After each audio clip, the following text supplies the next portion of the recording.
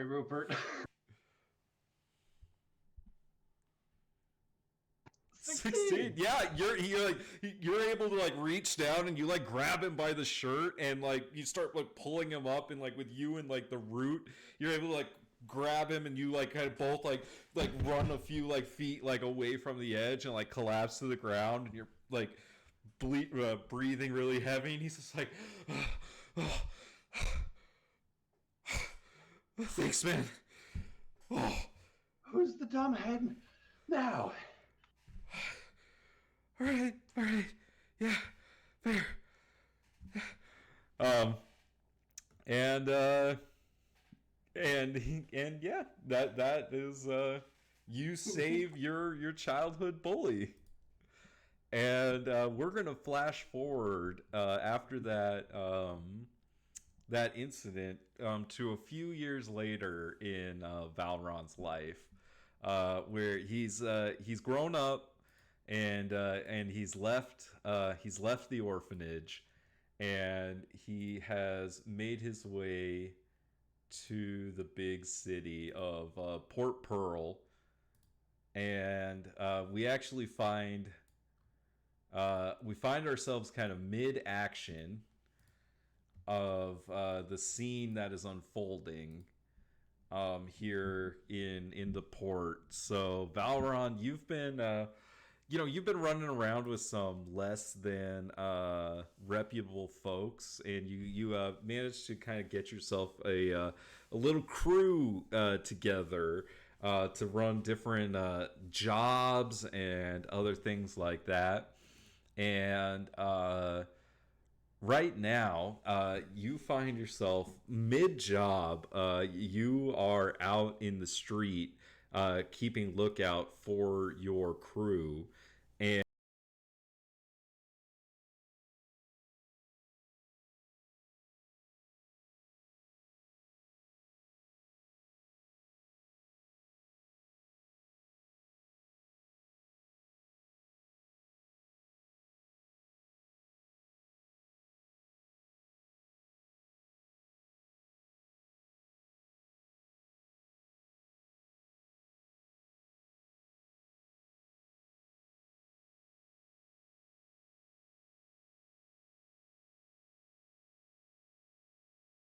as I have this minimized, and he says, "All right, my name is." Stop moving. All right, my name is Circuit Court Judge Martial Law, and this is how this is going to go down. All right, I know about you and your boys on this little job here. Stop struggling. All right, I know about everything that's going down with your little deal, your little gig going on here, and this is how this is going to go. All right, now you are either going to turn yourself in and confess and take all the blame for this, and he points to like where your boys are robbing this joint, or I'm going to arrest all of your boys and tell them you turned them in. And I'm going to let you go so that when they get out, they're going to come find you. Take your pick, kid. What are you going to do? I don't know. I don't know what you're talking about, Mr. Law. Got me confused for somebody else. I'm no idiot. I know exactly what's going on. And he points down the road, and you see there are 3 deputies coming up. Points down the other road. You see there are 3 more coming up. He points down the road behind him. You see there are 3 more coming up. He's like, we got the place surrounded. Now you can make this easy on your boys and I'll let them go. Or you can all go to jail.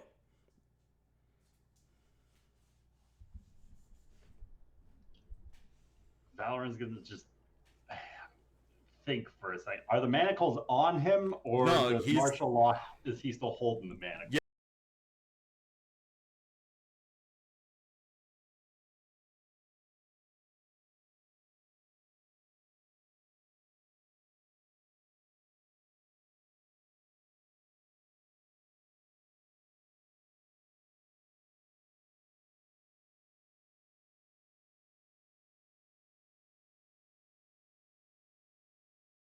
Boys. Valerian casts thaumaturgy on himself as a tiefling. It's one of his racial spells. Nice. So his voice just starts to boom out loud as he starts shouting towards the martial law. Depending on the effect of the type of the store that we're robbing right now. Like, It's up to you. What do you think? Jewelry store? What do you got in mind? Probably a jewelry store or a bank. Sure. Something to the effect of, if you don't let me go right now, I swear I'm going to paint this town red with your blood, circuit court judge. Make me a performance check. You got it.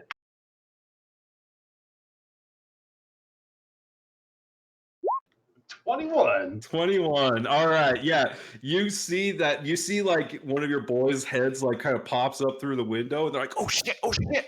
And then like you can you hope that they're gonna get out of there before the rest of these If you was these guys wise to show what's up. going on, you'd best turn your heels and run, Sheriff.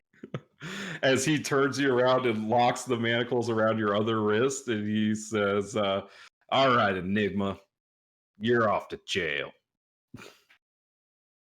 And we're gonna do the next one kind of this bit a little bit of theater of the mind because I didn't get a map for it. But how long do you picture good old Enigma does in the joint? 3 to 5 years. All right, yeah, we'll go 3 years. So you find yourself locked in the slammer for 3 years, and this isn't quite like modern prison. Like you're going to like a work camp. And a railroad. Yeah, you're doing like hard manual labor during your days, but at night, you're able to, talk to some of the other criminals, and you actually pick up a few games here or there that you learn how to play, and it's in this prison that Valron kind of picks up his little addiction to gambling. And what do you think is Valron's game? Like what game does he gamble on in prison? Well, I think that poker is kind of his thing. He's seen how the cards can lay out a fate that's before him, and they've been right so far. So he's just kind of leaving his odds with the draw of the card.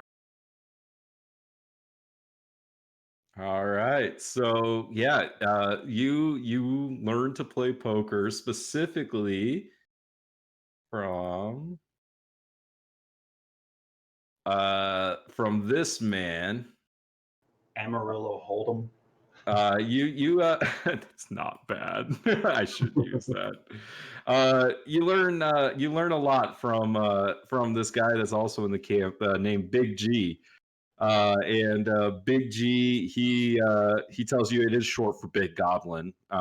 His parents were not very creative, but he teaches you a lot about kind of just like the criminal underworld and poker and gambling and like how to read a man and other things like that. What are some other lessons do you think you learned from Big G in prison?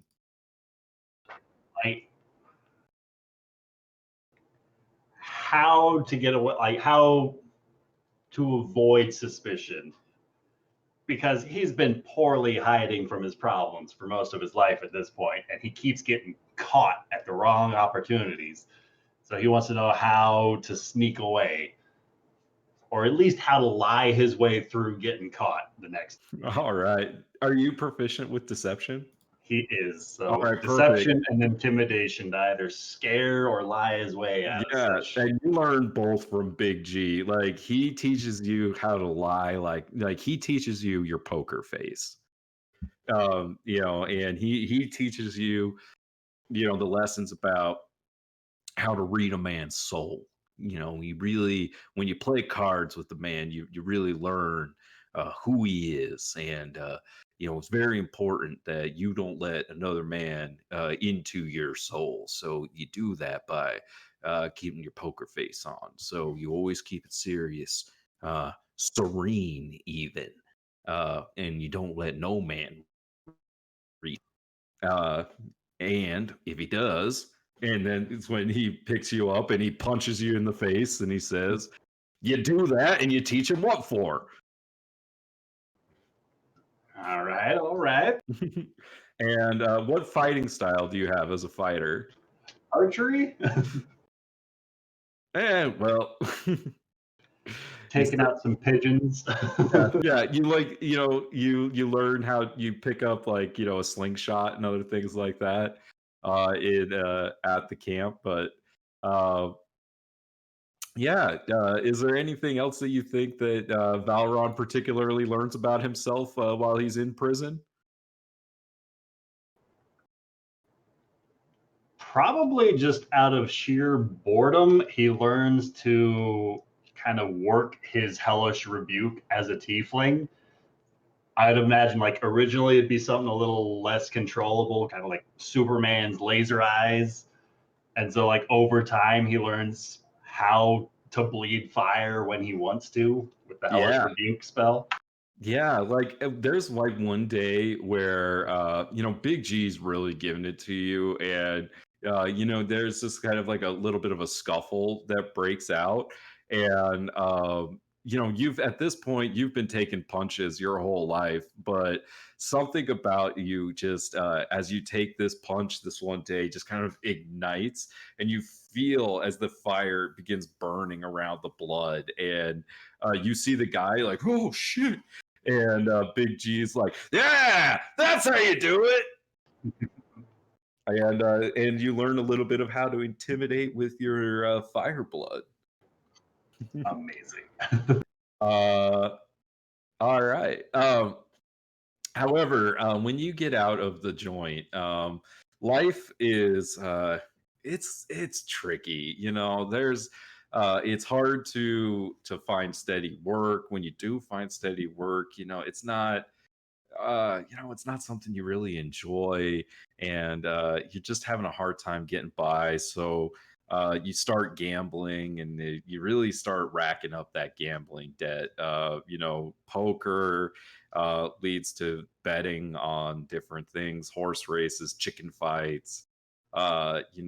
You and you get in deep with specifically you get in deep with the mob, and you start attending these like underground boxing matches and other things like that, and you know that there's a particularly large boxing match that's going to be coming up in the next few in the next at the end of the week. There's a particularly large underground boxing match that's going to be coming up, and you came up with the idea to place a rather large bet on the match, but unfortunately, you don't really have the cash right now to do that.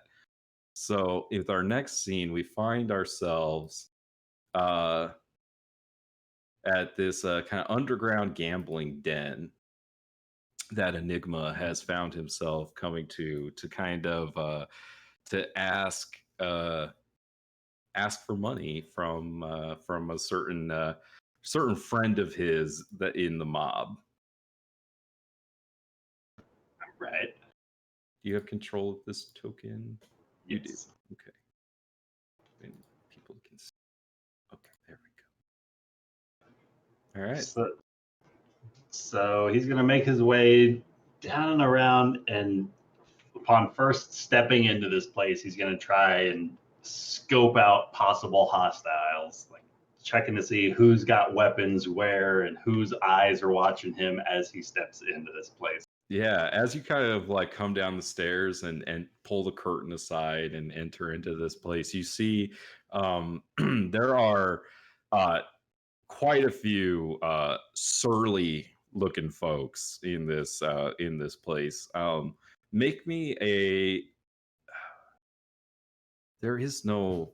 I want to make actually like what would be like a knowledge local? Do you think? Just make me an intelligence check and add your proficiency.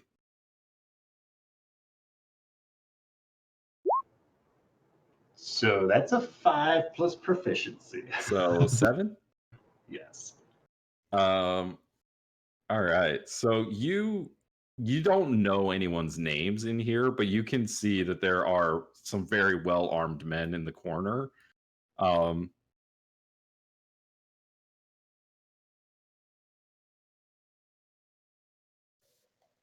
Pissed. here in Port Pearl, like there's not like just murders happening all over the place like all the time. There's a Right. pretty decent law presence here. So these people are armed, but like All right. So Enigma's going to make his way towards the most well-armed looking table. oh, that's these two guys back here in the back. All right. So seeing as of how they've got something worth protecting, he's going to approach them and just walking up with a very confident swagger as he does, just in case they don't know of his gambling debts. Yeah, I mean, you haven't seen these guys before. What do you say to them? Well, greetings and salutations there, friends. Might I buy you a round or two while we discuss how fortunate it is the fates have smiled upon you this evening, as it seems you and yours are in for making a boatload of money. He the guy that's sitting like across the table from you, in the black hat, he raises his hat in his eyes and he's like smoking a cigarette, and he he looks at you and he says, "Hey man, walk away." But you haven't heard me out yet. I said, and he takes his cigarette and he like puts it out, and he pulls his coat back, and you can see the long gun that's like sticking out of his coat, and he says, "Walk away."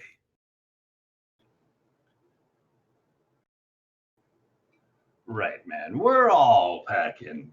But frankly, there are some things worth dying over, if you'll just hear me out. As you're like talking to this guy, you see this tiny goblin man in this fedora comes out from behind the curtain, and this is actually one of your connections in the mob. What do you think his name should be? Xander Greed. Oh, I love it.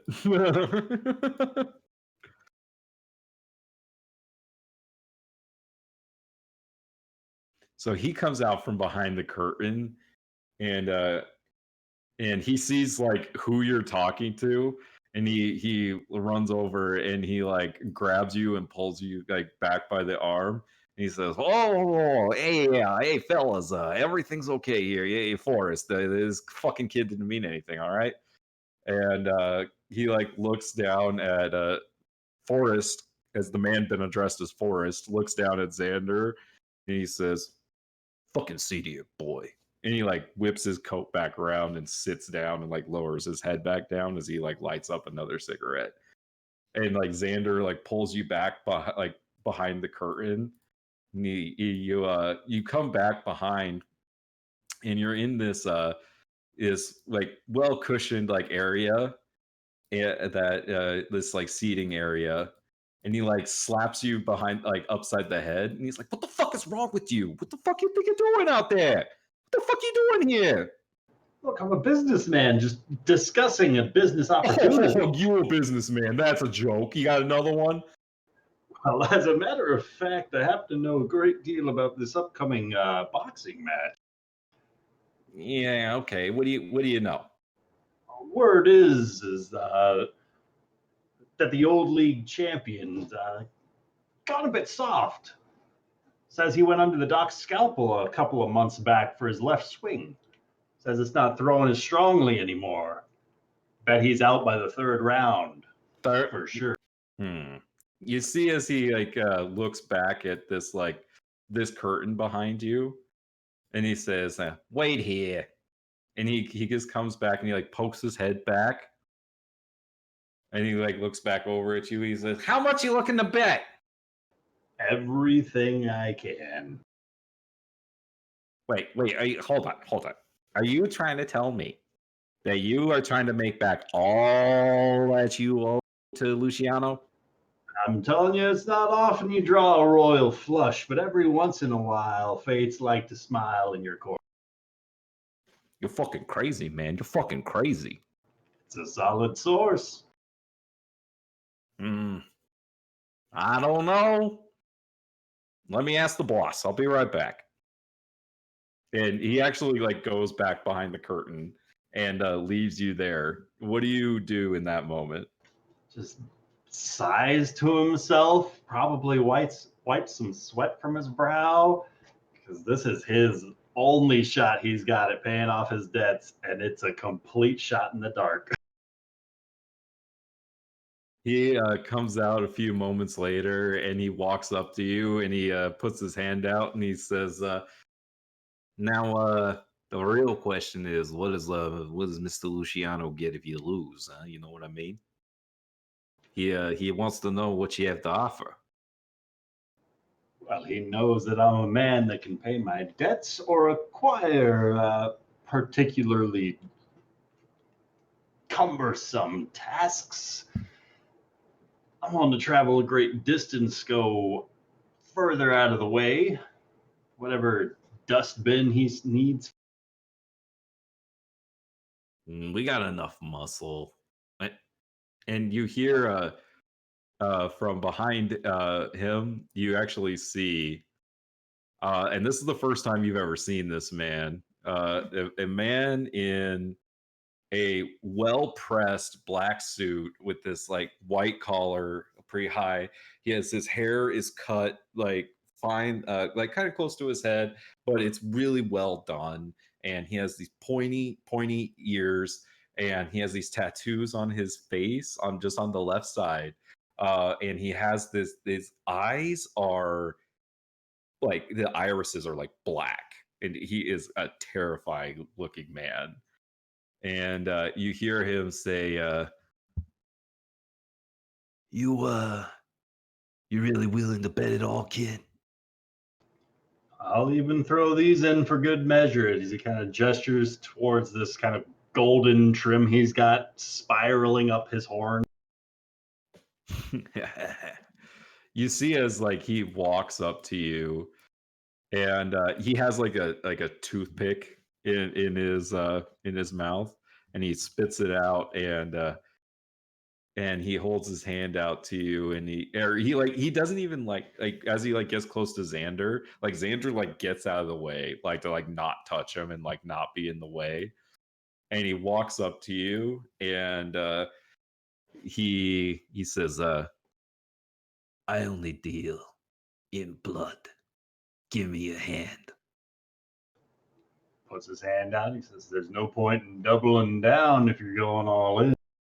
You see as he like takes his like fingernails, and they're like razor sharp, and he like stabs into the palm of your hand and like draws blood from your hand.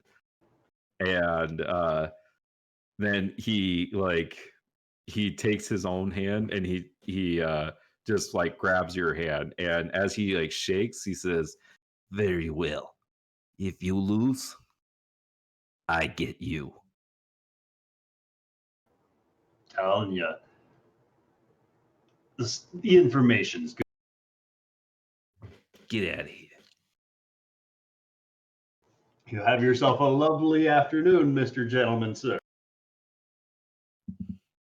And Enigma, you turn around, and I'm assuming you leave. Absolutely. Got All what I right. needed. Which to lose.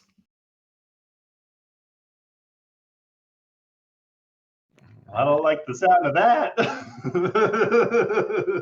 Which I guess this would be as good a time as any to pause. And since we're all here, we might as well swap over to Lucas, because this is why I wanted him to go first. Because I don't know who wins this fight quite yet. So, Trust me, I got a good source who says he's going down in the third. um, I'm going to go grab another drink and take a wee little break. And then we're going to come back and we're going to pick up with Lucas. Sound good?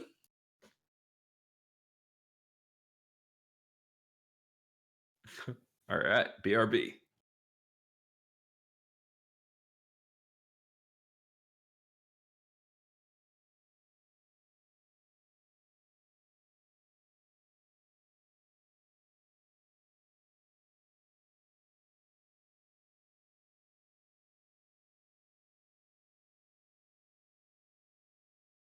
Do y'all like my memes?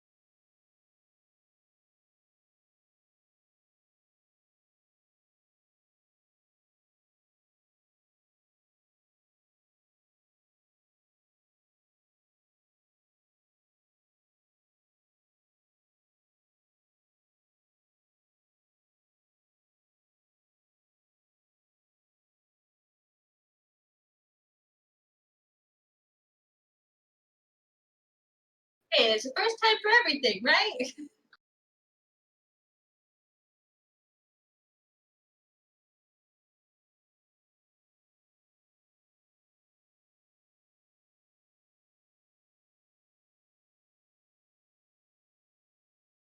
I mean, the cards did say, justice upside down. Maybe some shenanigans.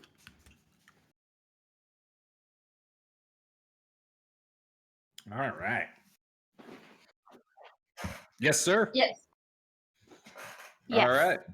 You. Oh, was I muted? No, you're good. I can hear you, Rachel. Oh no. All right, Roger Smith, you ready to go? Okay.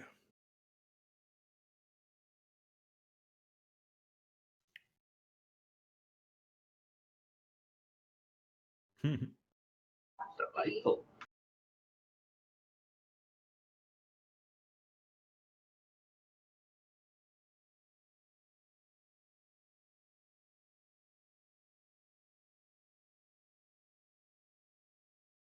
All right, that map come over. Yeah, you are. So, we pick up with where we are is we are at a boxing match. There are quite a few people here at the various tables and everything at that around the bar, and Roger, this is or you're not Roger right now. Right now, you are Grant. So Grant, right now, this is the fight leading up to the championship fight. So this is the semifinal fight, and you're standing here, you're sitting in your corner, and Guns, your trainer. Hold on, let me show you Guns. Yeah, Guns. He's your coach. He's your trainer, and right now he's kind of like your best friend, other than Susan over at the bar. And he's like, he's sitting there, he's rubbing your shoulders. He's like, "All right, champ. So, what you got to do is you got to use that southpaw. You got to get him with that southpaw, and then you're gonna win this, and we're gonna go to the championship. How you feeling? You feeling good?"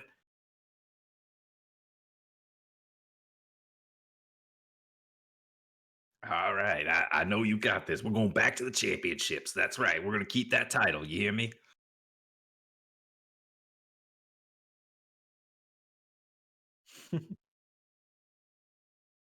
All right, all right. And then you hear the announcer come up, and he's like, "All right, we're about to get this. All right, go and get your last bet. Ding, ding, ding." And I need you to roll me initiative.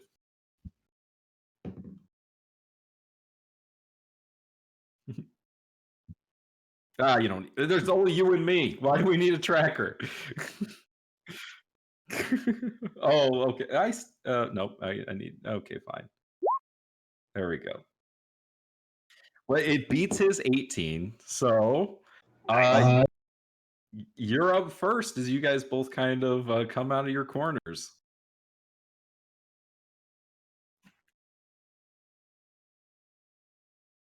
No, you could be level 3 for this.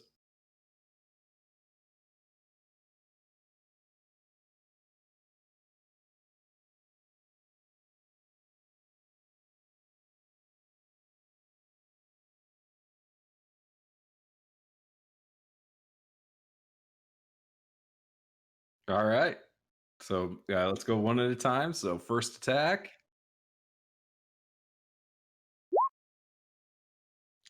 16. That's going to hit.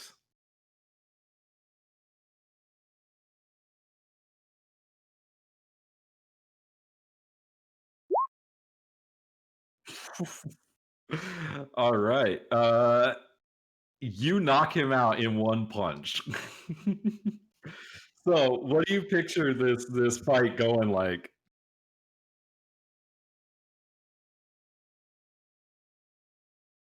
Yeah. We'll say that the fight was almost over. How about that?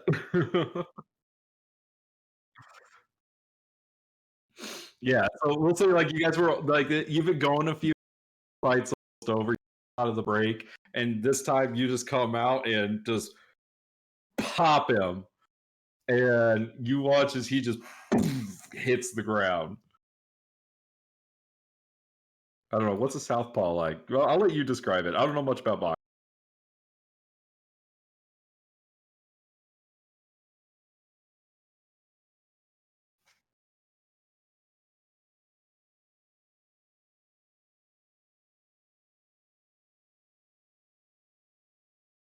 Mm-hmm.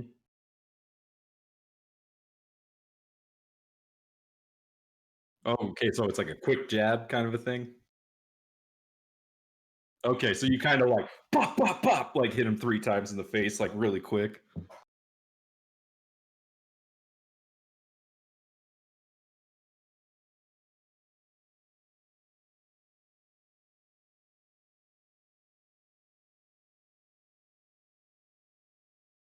Yeah, and this man is out cold as you, bah, like with that last punch, and you hear the bell rings, ding, ding, ding. This round is over, and the winner by a knockout goes to Grant the Howitzer Knight.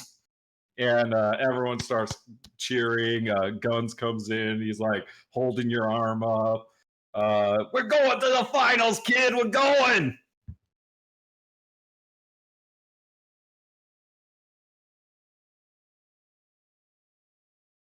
Yeah, yeah, we're going. You're going places. We're going to win again. We got this. And yeah.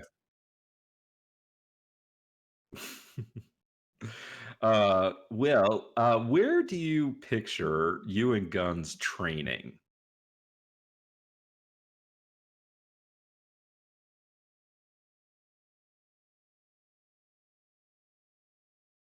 Oh yeah, you do.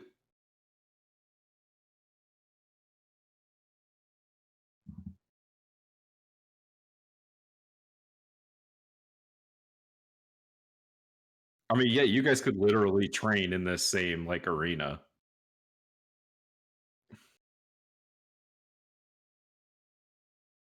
Yeah. Uh, okay. So then this.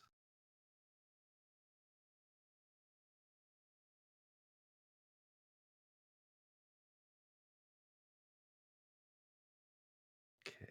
So now it's just you and Guns, right? All right. Perfect. So a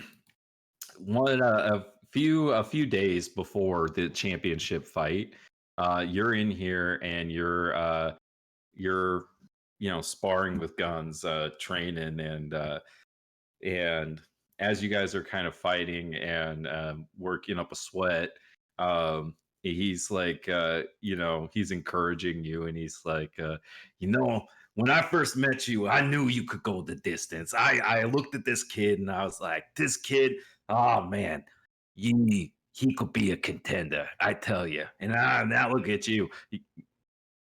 And as you guys are having this kind of like bonding moment, um, a very scary and familiar elf walks in, and he he has like his entourage and other people with him.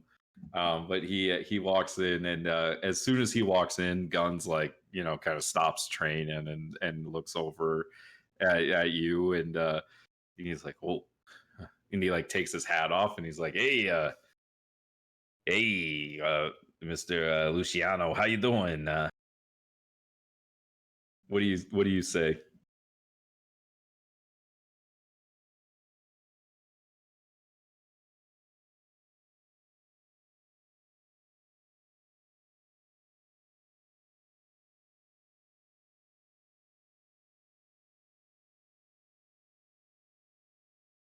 Uh, he says, "Hi, hold on, I gotta get his voice."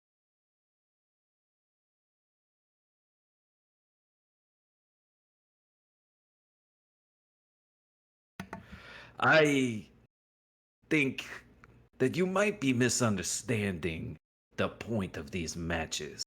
Yeah, how it's a. You understand what I'm trying to tell you?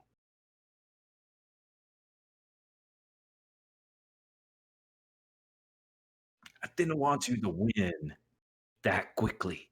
You know what I mean? Like it needs to be fucking entertaining for the people. And right now, you win too much and you win too quickly, and people aren't showing up because they know you're gonna win. You know what I'm saying?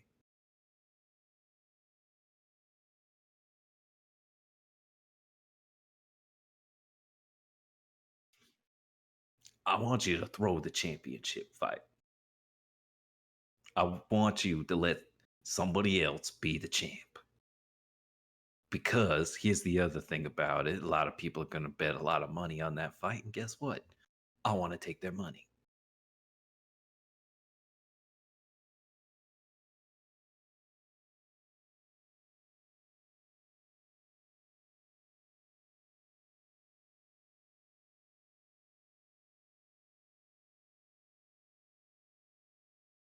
Oh, you have been, my boy, but that time has come to an end.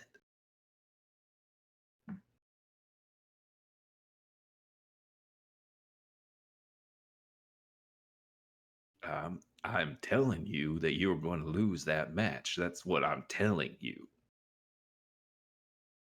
And you see that he has this like dangerous look in his eye.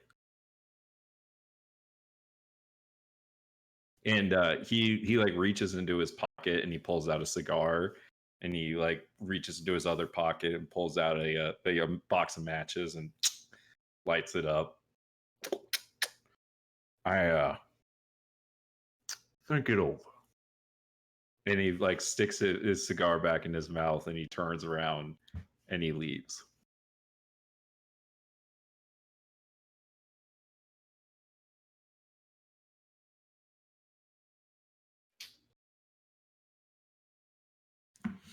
I didn't know, kid. I mean, I know now. Fuck. Shit. What? What are you gonna do?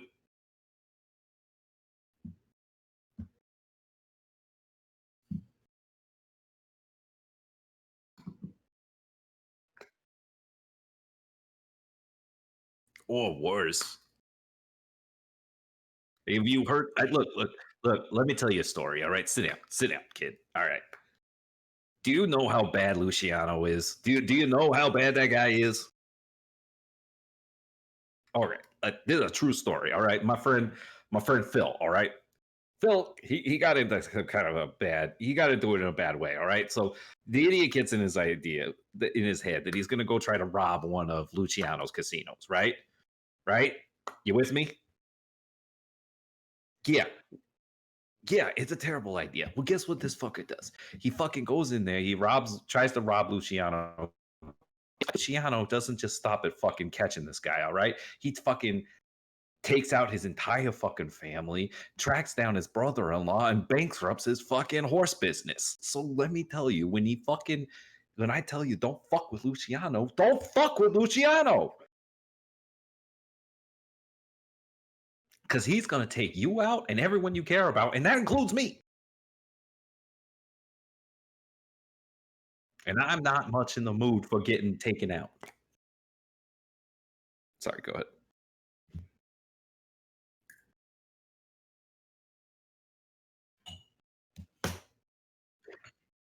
Great. So let me teach you how to throw a fight.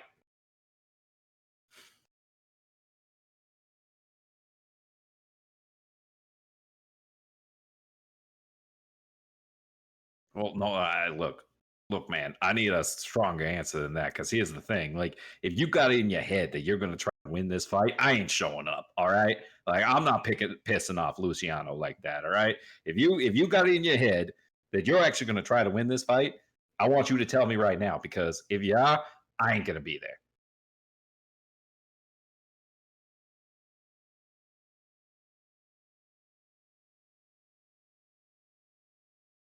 You're gonna back down from this one, right?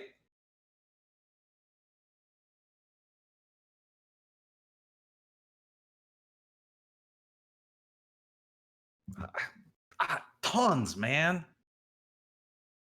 This is his fucking place we're standing in. What are you talking about?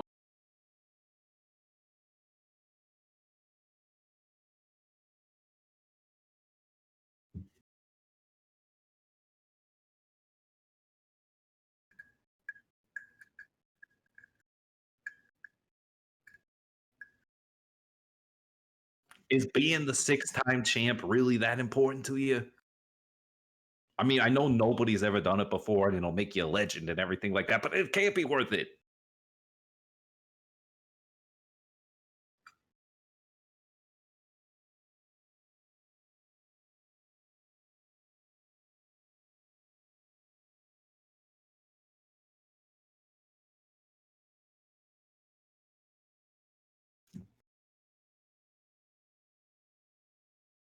All right, all right. So, and he goes through and like kind of teaches you like the different ways to kind of like take a punch like that you might not have like you're supposed to take it and other things like that. And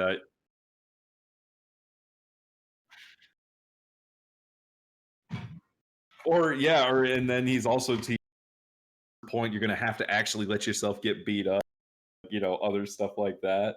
And so like yeah, he actually like guns teaches you basically how to cheat, and how to how to kind of like let your at what point like to like let your opponent win and stuff like that. But after you kind of get done with that session, uh you clean up and you make your way. Oh, hold on, I need to put something on the GM there real quick. You make your way to a your normal bar that you like going to, which is named the Midnight Star Bar. And you go in there and you see. Take you over there.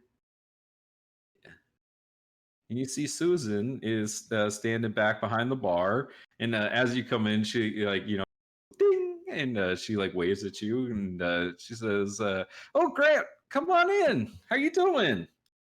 Look like you've been training really hard. Can I get you a whiskey?"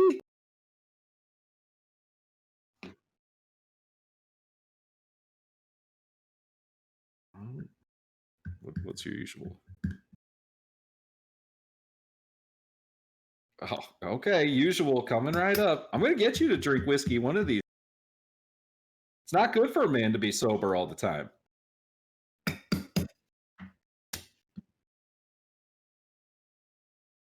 Are you sure?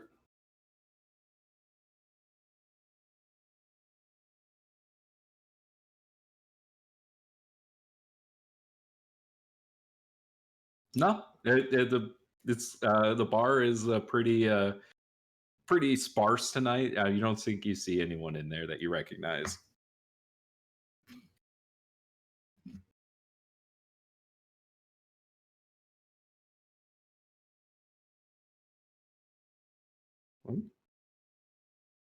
You seem a little serious there. Everything all right? And she like pulls out the bottle and corks it and starts like pouring you a drink.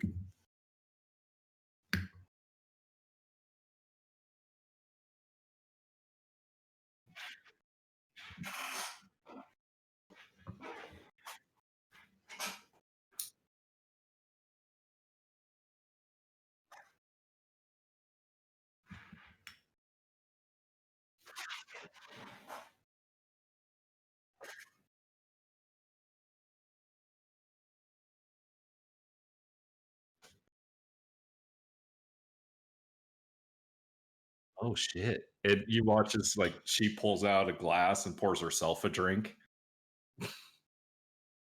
Hmm. Well, what are you gonna do? You mean, I'll be all right. I put up with these assholes every day.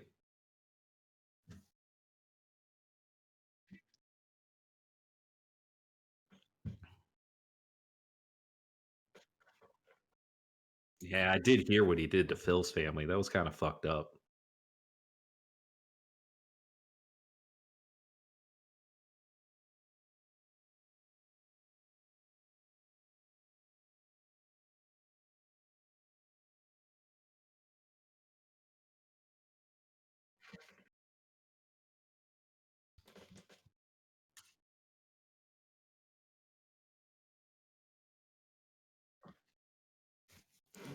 I mean, what do you want?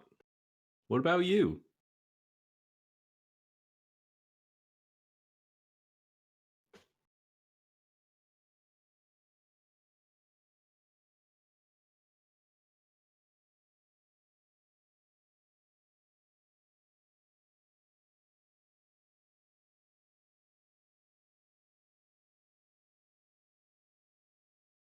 She like looks around and sees like make sure that like no one's paying attention. She like pulls you really close and she says, "Well, I got some money saved up. You could, maybe." And she like takes a sip of her drink. I don't know. You could win the fight, come back here, and we'll skip town. Make our way out Amarillo way.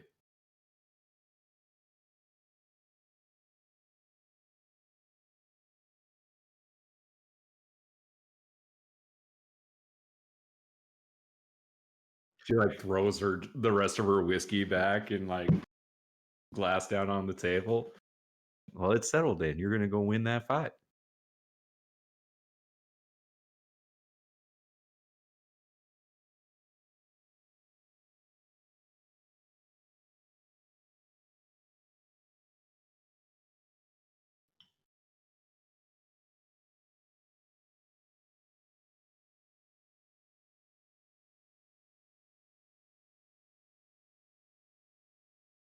I think I can do that. He's not paying attention to me, right? She like pours another drink. I'll be all right. Here, cheers. Making dreams come true. Uh, and the two of you have a wonderful evening hanging out and laughing and talking about the future. And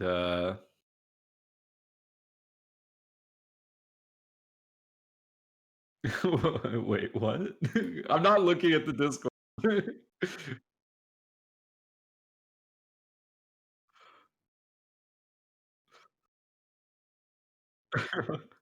You Yeah. learn how to throw a fight.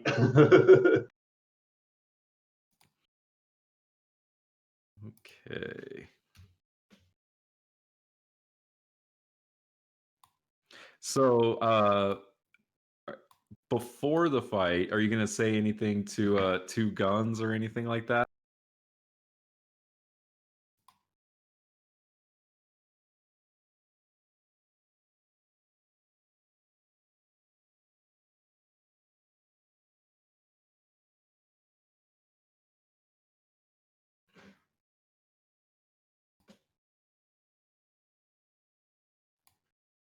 Oh, kid, you can't do it. Don't do it, kid.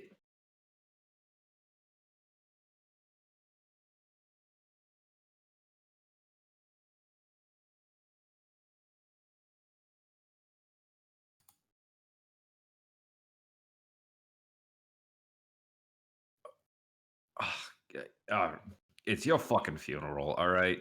Just make sure you fucking tell Luciano I had nothing to fucking do with it. Have a great rest of your life.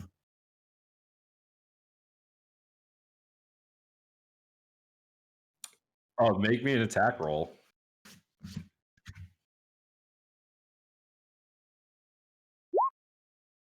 Oh yeah, you smack him, and even he goes to, like block, and he like gets his arms up, and you smack like through his defense and like punch him right in the face, and he goes sprawling out onto the ground, and he's just like, yeah, whatever. Your only fucking friend punched him in the face. He like flips you off, and he's like, sit on this. Fuck you. Fuck your family, and he like walks out.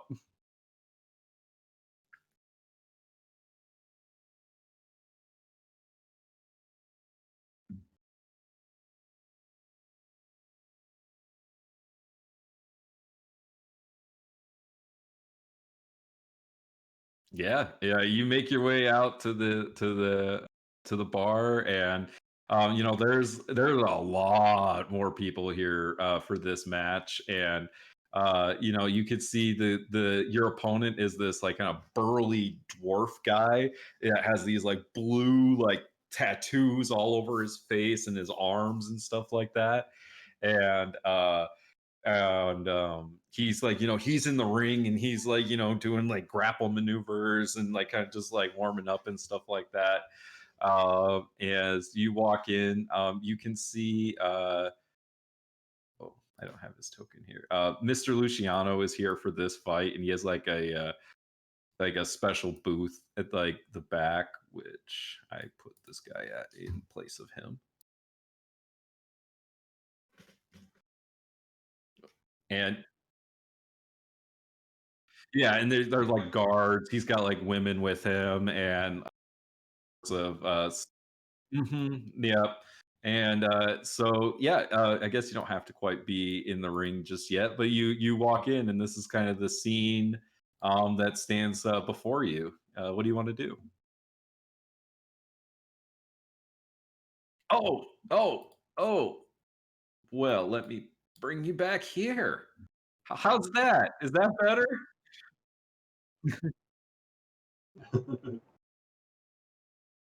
It's the championship. You see, there are bet collectors going around. Place your bets. Place your bets here.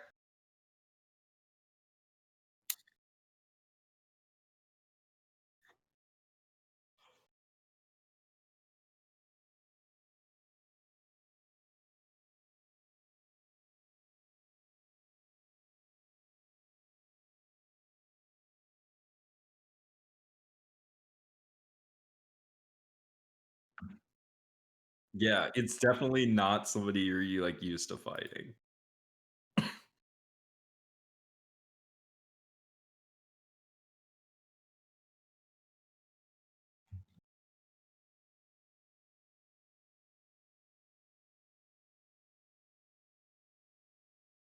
Oh yeah. Yeah, this guy knows what he's doing. All right. So you step into the ring. No guns. You look around. He is not here. And oh yeah, guns. He's like, no, I mean like guns, your trainer is not here. All right. But the the ringleader, not that, yeah, I guess that is where the term comes from, but yeah, the announcer comes on. That's the one I was looking for, and he says, all right, everybody, welcome to our championship match. In this corner, challenging for the championship, standing in at 4'0" weighing 190 pounds, we have Grak the Destroyer. And then people are clapping. And in this corner, your 5-time reigning champion with his famous left-handed southpaw, Grant the Howitzer Knight. And people are cheering, but like not as many as they used to cheer for your fights. And he says, all right, contestants, I don't want any of this, and none of that, and none of this. And I want a nice, clean fight. And here we go. Ding, ding, ding. I need you to, hold on. Is initiative. Yeah, okay, go ahead and roll initiative. Yeah, he got a 13. So as soon as that bell rings, you are off. What would you like to do?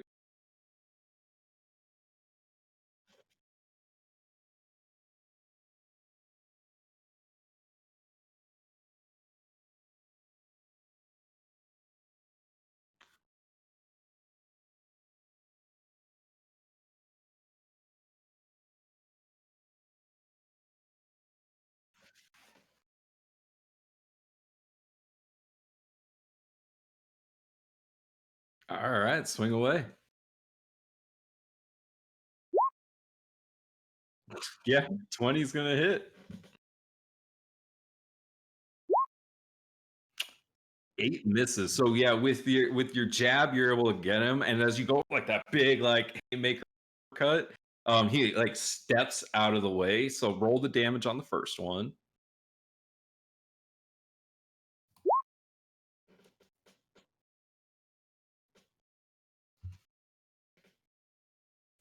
Oh wait, hold on. 6. Okay. All right. Is that the end of your turn?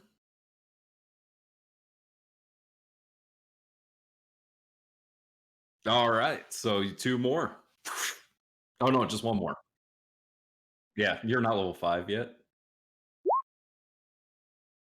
Did you swing again? Yeah, he dodges out of the way, and he's gonna go like quick 2 punches on you. Uh, let's see. That's only a 9 to hit with his first swing. Second swing is only a 10 to hit. So as he goes to like whoosh, like combo back at you, you're able to kind of jump back out of the way. And it's your turn. Yeah, combat in one-on-one goes real fast.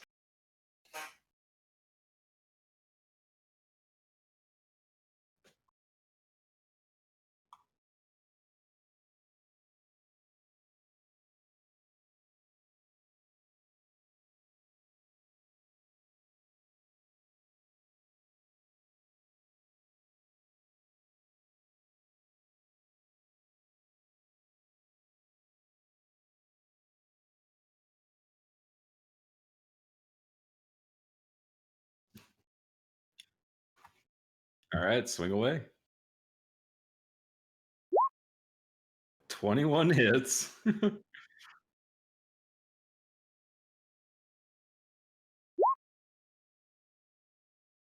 All right. 15 misses. Okay.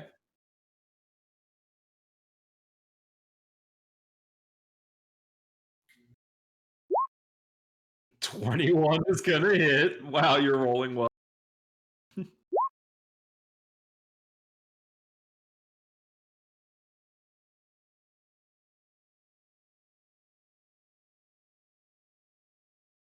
Uh, yeah. What you get to like pick a piece of information to know about him, right?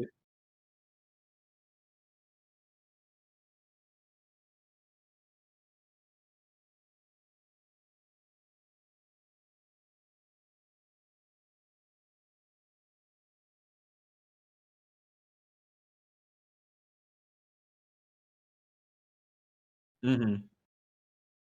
Yeah, you feel like you got a good measure of this guy, and you don't think he can beat you like in a fair fight. And you can kind of actually just like judging him. You see, he's kind of like, the fuck, I'm supposed to be winning this fight. Like he knows that he's supposed to be winning. Yeah. Right. Well, yeah, you kind of caught him off guard by coming out actually like going full bore on him. So yeah, do you still have one more attack? Okay. All right. So then he's going to swing back at you. Yeah, I mean, he's gonna start, like, kind of, like, looping himself around you.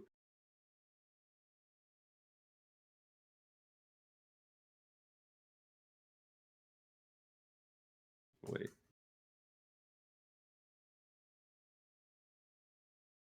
Alright, and he's gonna swing at you. Oh, that's probably gonna hit. That's a 23.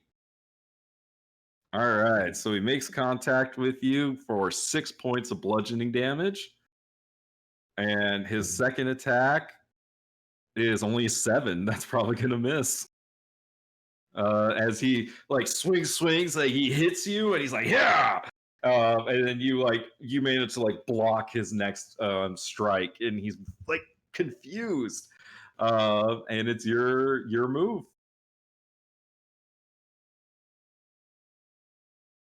His token too big. Oh, the hound's too small. Swing away. Yeah, he able to dodge out of the way as he starts like taking the fight like a little more seriously.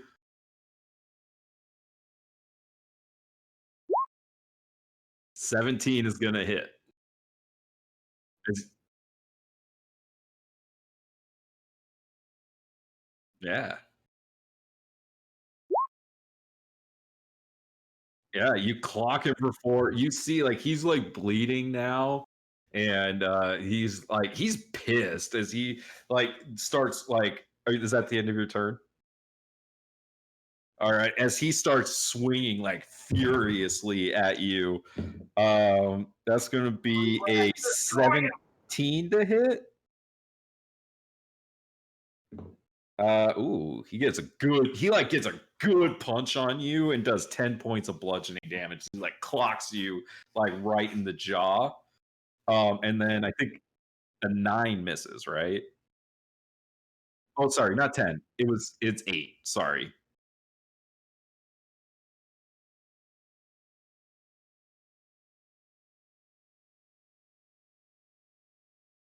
Go for it.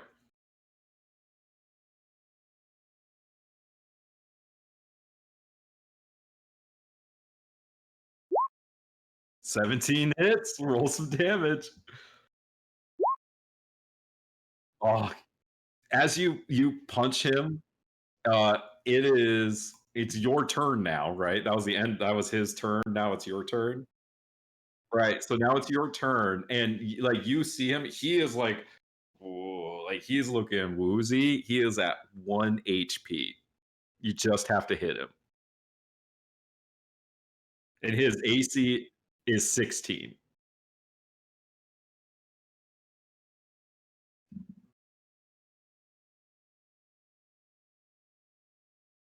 Yeah, roll the hit.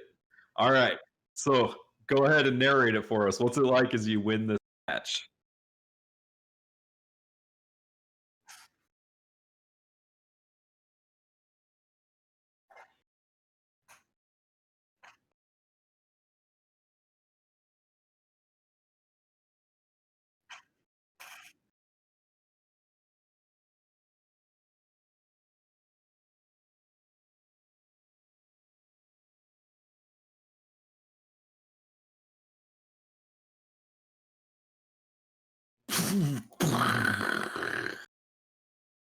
And winner by a knockout.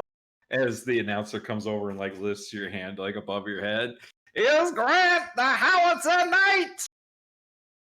And you see like Mr. Luciano's in the corner, like clapping and everything like that. But he has this look in his eyes that he is furious.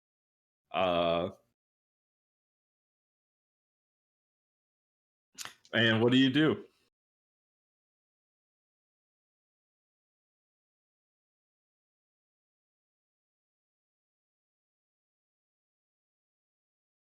As you're like walking out the door, you pass by this like weird looking fella, this bluish gray skinned guy with like these horns coming out of his head. You've never seen somebody that looks like this guy before.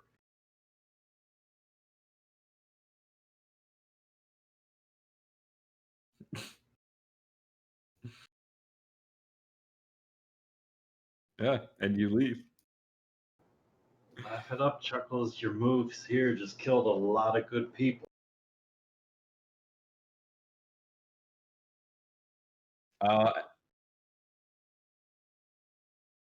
yeah, you see the dwarf's trainer like is running over to the, like, you know, That dwarf's the least of my problems.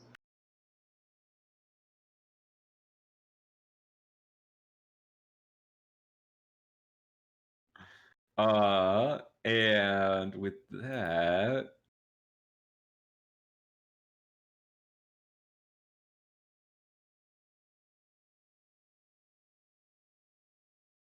I mean, back then that's how they did it. So it was bare knuckle. That's that is where the term bare knuckle boxing comes from.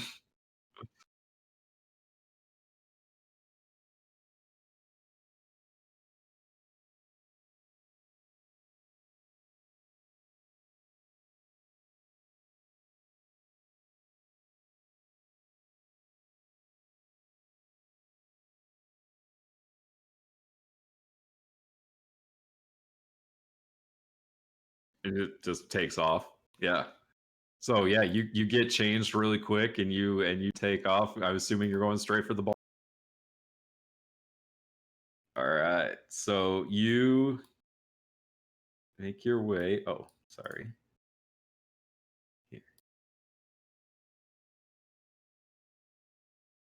Yeah. Well, as you walk in, you see there's this guy wearing this hat and has a cigar, and he too has these horns coming out of his from under his hat and these pointy ears, and he seems to be just talking with Susan as you come in.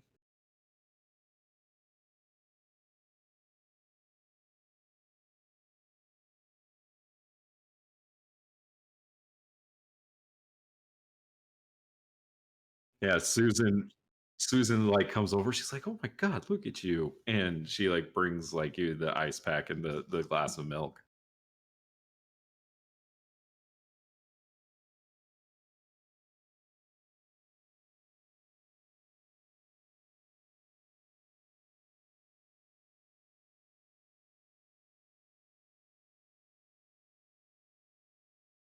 Uh, you see the guy that's there at the bar uh, with you. He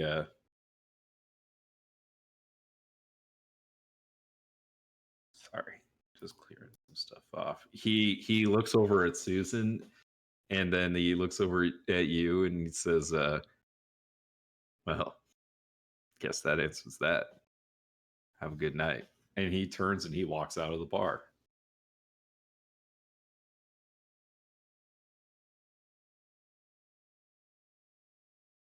Strange fella. Yeah, he wouldn't give me his name, but he didn't ask me anything. He was just kind of a customer. He's just here.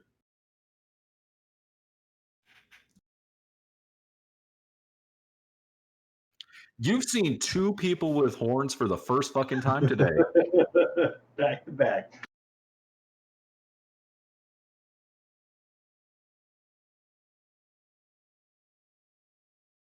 I think you're right. That might be best. And you notice there are no other customers in here.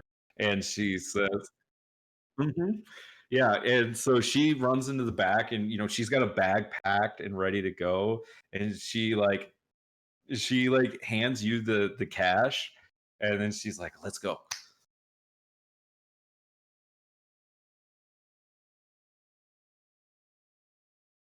Uh, no.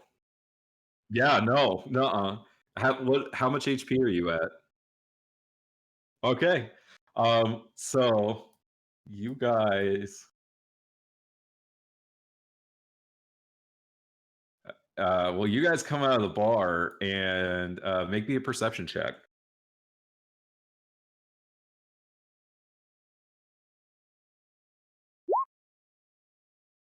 All right. So as you come out, you see there's a guy up here. There's a guy waiting across the street. And you kind of look, and there's a guy around the corner there. And as you peek your head, you see another guy coming down that street. What do you do?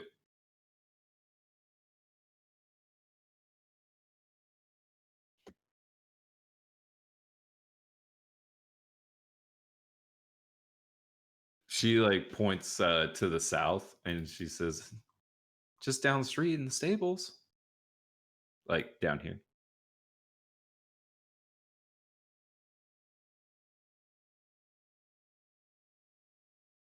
Yeah, it's so the stables. You see the stable area down here? Yeah.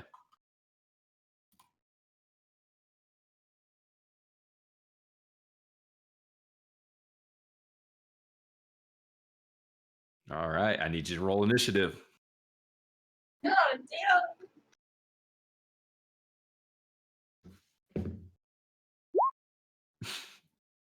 They they got a 3. So so she let me roll for Susan. She got a 13.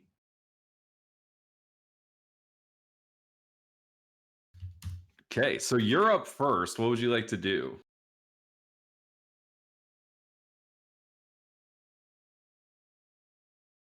Like you can see like as you like come out of the bar, like this guy was already walking towards the bar.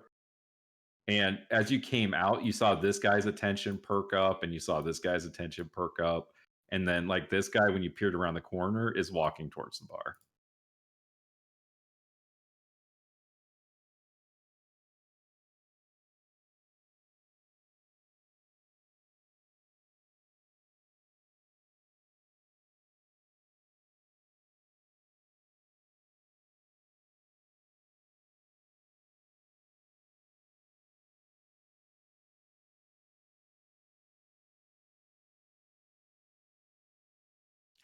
Okay, an attack action. All right. So that brings us to Susan's turn, and she trusts you, so she's going to begin taking off that way. And I'm going to say she doesn't dash because she's just a normal person.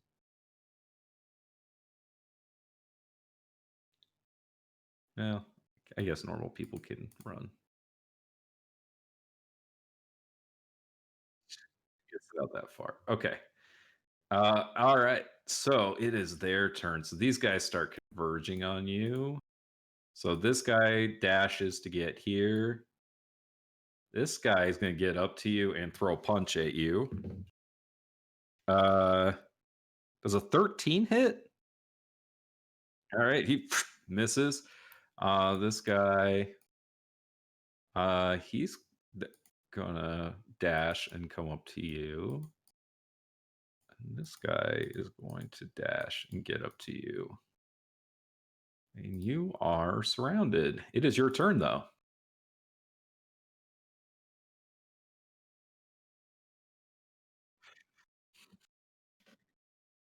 If you want to check out the tokens I found.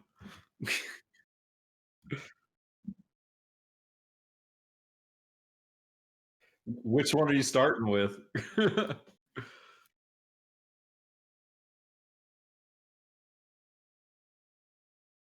All right, swing away.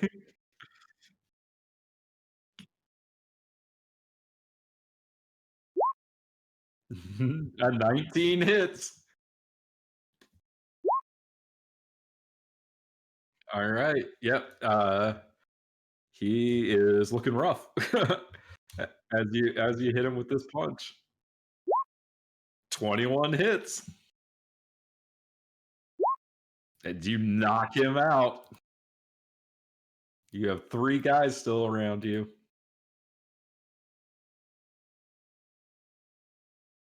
All right.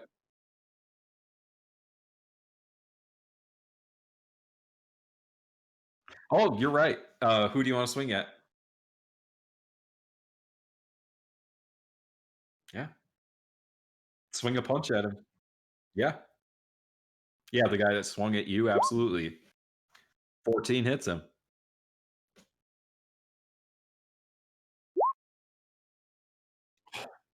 All right. He's all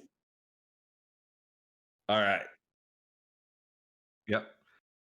So it is Susan's turn as she gets to the stables. Like she uh starts like fiddling with the lock, and she like opens it up and begins like sliding one door over. She slides the other door open, and then you see her stop. But you don't quite see why. But you can make me a perception check on your turn. All right, these guys surrounding you are going to swing at you with advantage.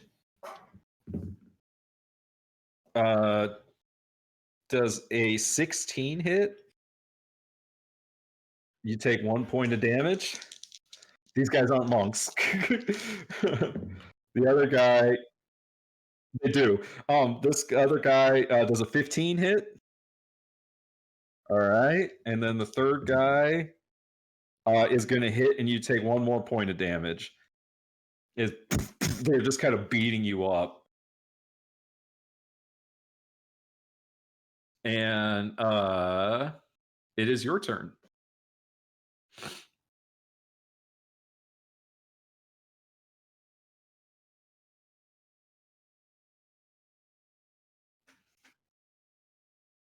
Go for it.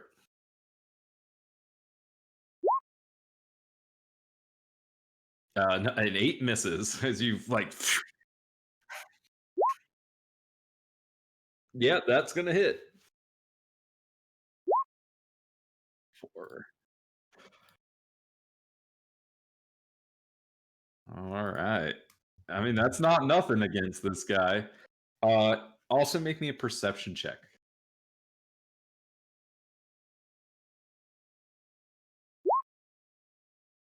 10. You do see that somebody seems to have like stepped out and has confronted Susan, but you can't really see their face.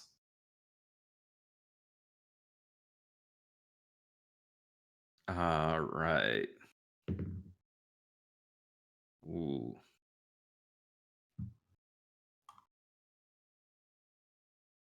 So, as you're looking out towards Susan, you hear a shot ring out, and you see Susan fall forward, and standing in front of her is this woman uh, with this like long dark hair and these beads in her hair, and she's, instead of a crossbow, imagine she's holding a rifle. Yeah, exactly. And there's smoke coming from the barrel.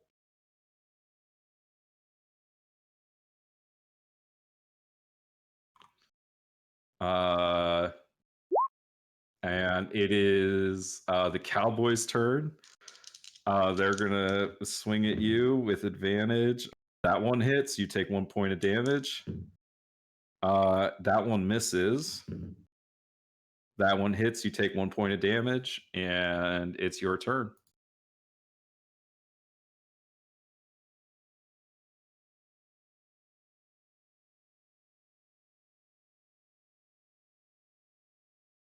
Come on, Cap.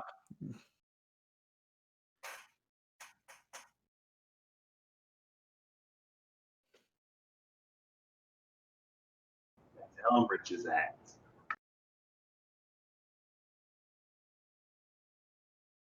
Okay, yeah, the guy you've hit already. Yep. 15 hits. Yeah, you knock his ass out. All right,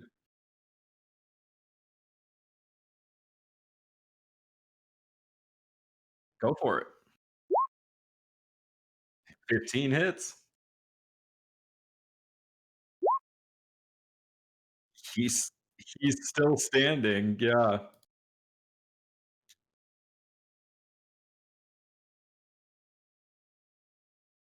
All right, swing away.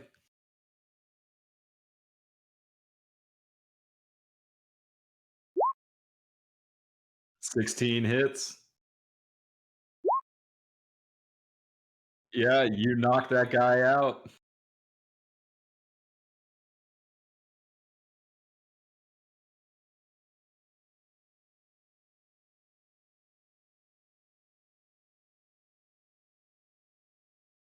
Make me an intimidation check.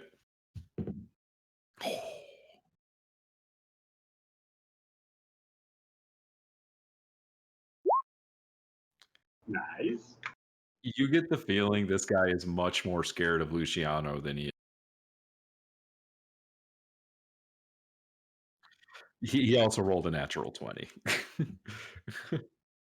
uh, are you gonna move?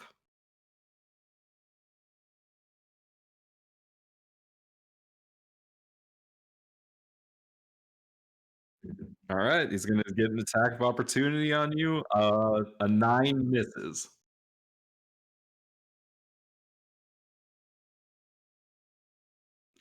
All right. So, Susan's turn. I'm gonna roll a death saving throw for her.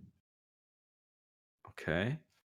And you see as this person, as you're like run, they turn and you hear as they laugh, this and then they disappear. Like a teleportation thing. Yeah.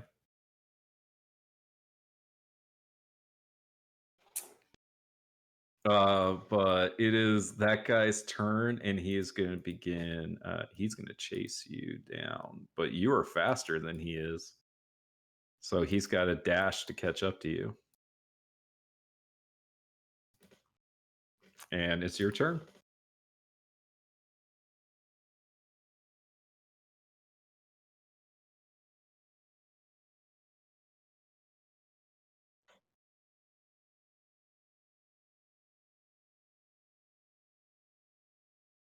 All right, swing away. Yeah, 22 hits. Uh, yeah, he's still standing. Uh, yeah, go for it. 7 misses. Okay, Susan, I'm gonna roll for.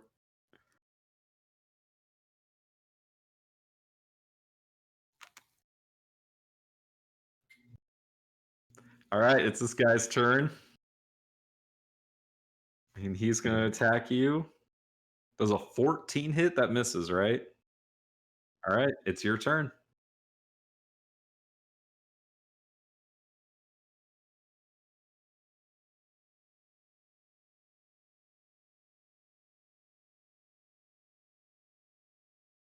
That's correct.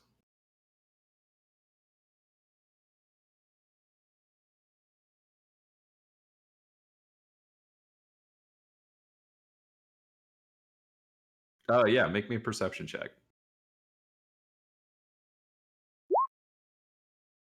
I mean, there's a big pool. There's a lot of blood.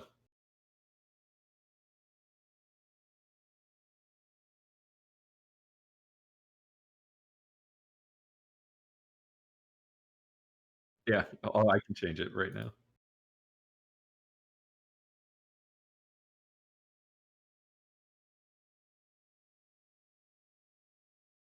Hmm.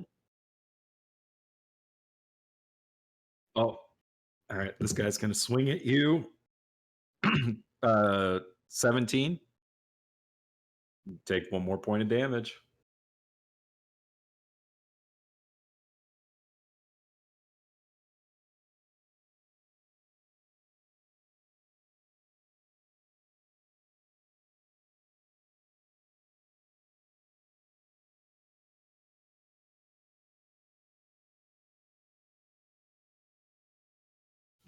So so as you get actually get over to her and turn her over, um I she I have some bad news. She rolled a 1. Oh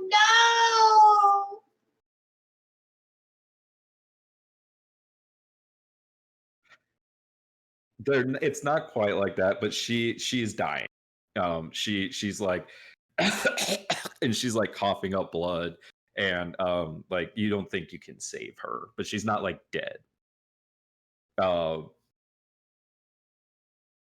You did not take that many feet of movement. You moved 25 feet, 20 feet or so. You moved 20 feet.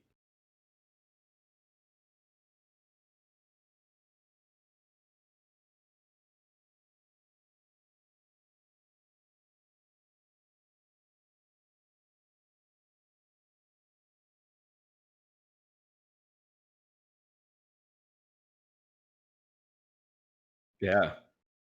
Roll with advantage.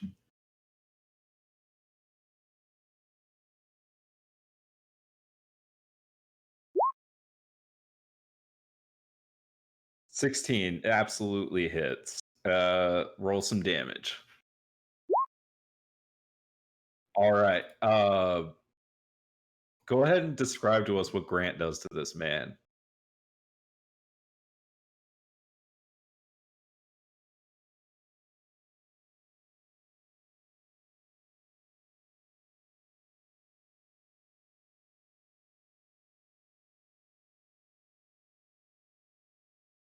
Yeah, like you first like yeah, you feel the bones start to break and the blood is splattering everywhere, and then just like and then brain matter starts going as you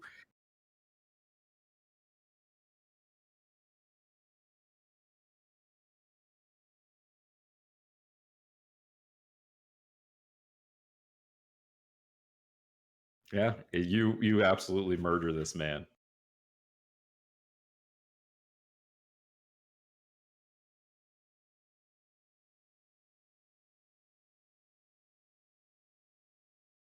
Yeah, and at that point she is like fading fast, and she like her like bloodied hand like reaches up to your face, and like her fingers like caress your cheek, and there's like her blood is on your cheek, like it's smearing all the other blood that's there of your like soaked face.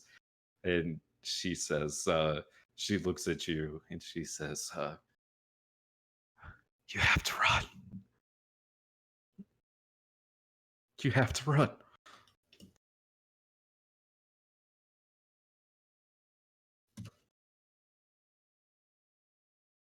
She shakes her head and she's like, "No, I'm not gonna make it." And she takes her bag and she shoves it into your hand. She says, "The rest of the money's in there. Take it. Go."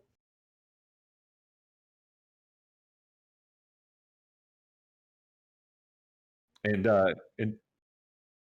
she looks up at you and she says, "I love you." And then she dies. What does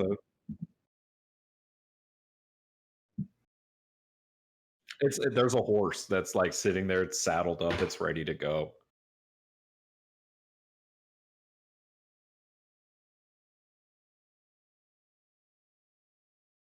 Okay. And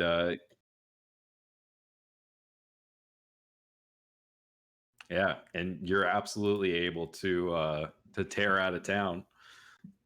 And we're going to leave you there for a minute.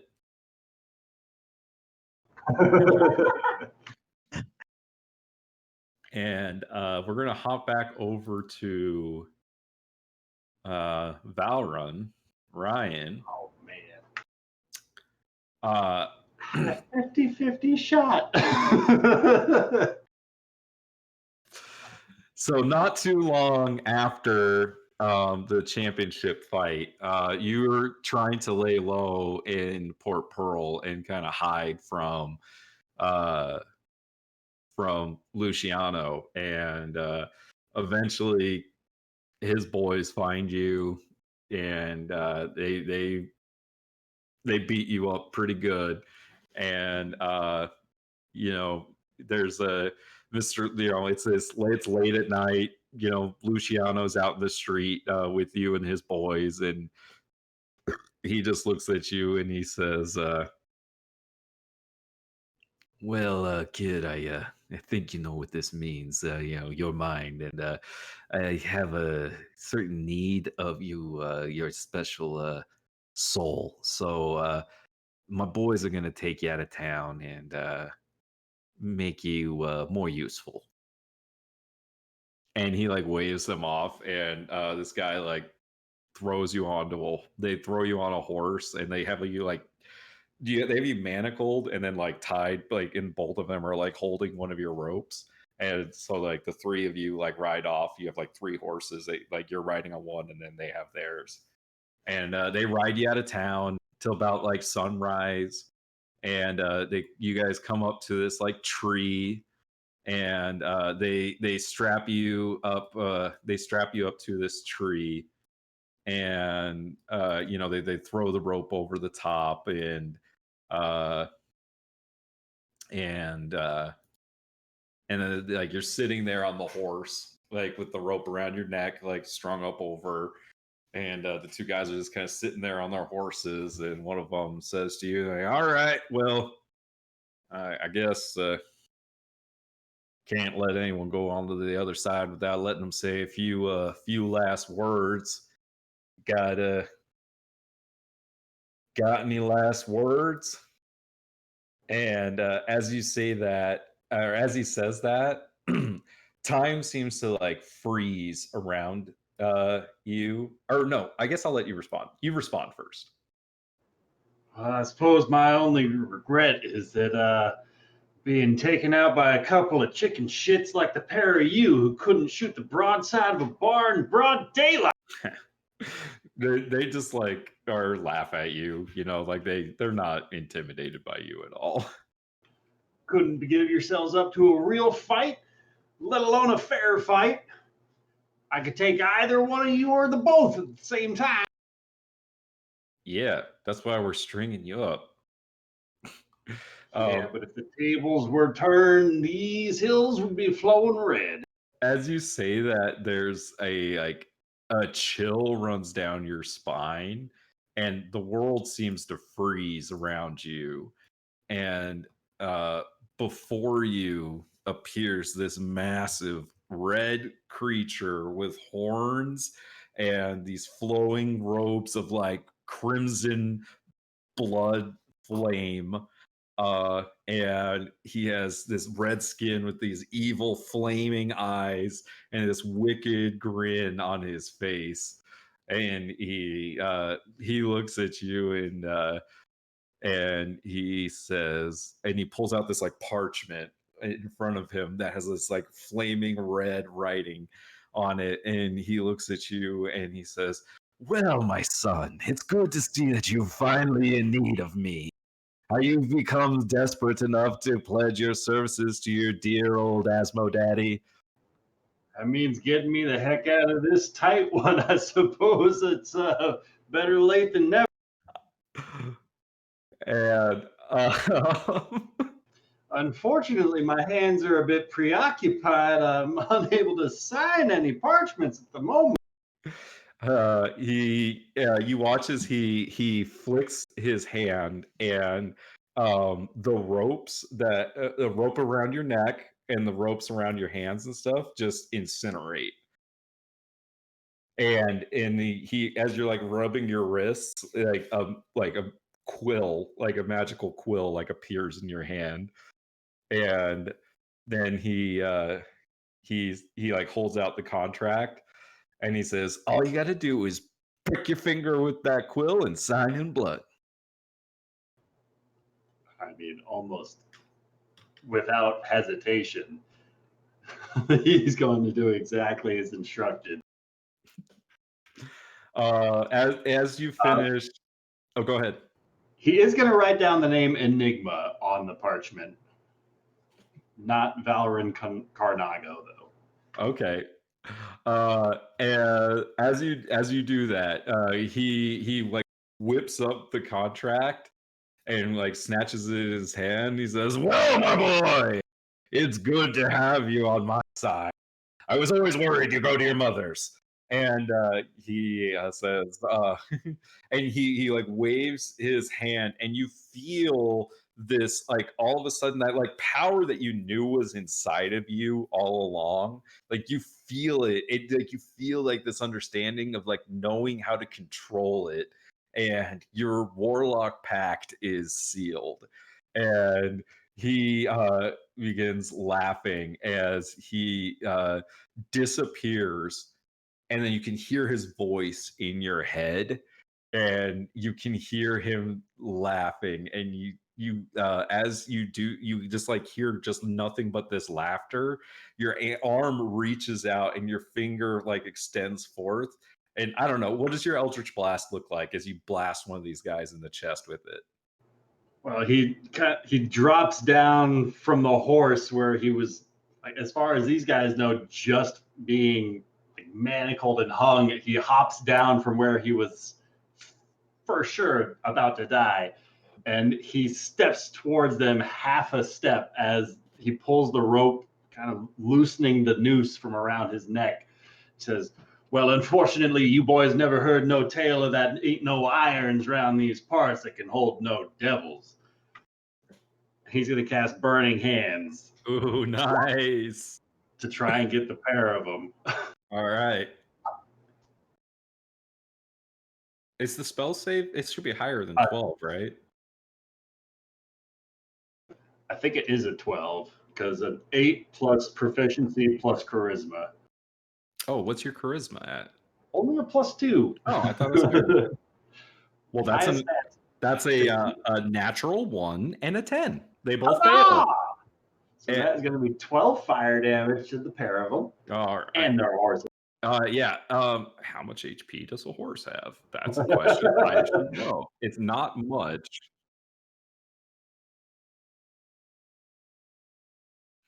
Okay, so both of their horses are incinerated. Well, I guess I should roll for the horses. One of the horse makes it. So okay, so the guy on the right, his horse is incinerated and he's thrown to the ground and he takes the full brunt of the damage. He still seems to be like alive, but he's barely clinging to life. I'm counting on it. I assume his pistol's within his reach. It's still in its holster. This guy, he takes the full force of the damage, but his horse manages to get him out of the way. And so his horse takes off running with him on it. All right. And it gets 40 feet, so it gets about there. And let's see. On this guy's turn, he's going to pull out his pistol and he's going to try to shoot at you. All right. That's a 15. 15's going to hit. All right. So you do take, and the pistol is 2d6, right? I think so, yeah. Go back. Oh, wait. I've got it. Let me just see out my character. 2d8. 2d8. God damn. Revolvers hurt.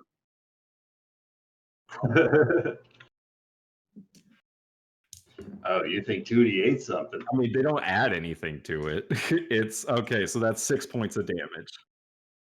And 6 points of damage is I'm going to hellish rebuke that. all right. Ooh, He is 21 points of incinerated in fire. fire. I mean, even if he passed, or even if he made the save, he's still dead. So, what's it like as you incinerate this man that shot? Like he shoots you and it like wings you, and Like, you like reach thinking out about that those- flaming blood. those hours and hours I spent targeting specific areas of my cell walls in prison with nothing to do, with all the time in the world to pass perfecting this art. It's finally coming to use. And now it might be just what's saving his life as he's focusing, and as that bullet hits him in his side, rather than keeling over, pushing past that pain, he's going to fire back with his fiendish infernal blood. So cool. All right. And then this horse continues going, and they are about 120 feet away from you on your next turn. All right. So, Valorant, Enigma, you are faced with the choice of hitting them with your Eldritch Blast or letting them go. Going for that Eldritch Blast. You roll a natural 20, and you just what's it like as you reach out with your Eldritch Blast?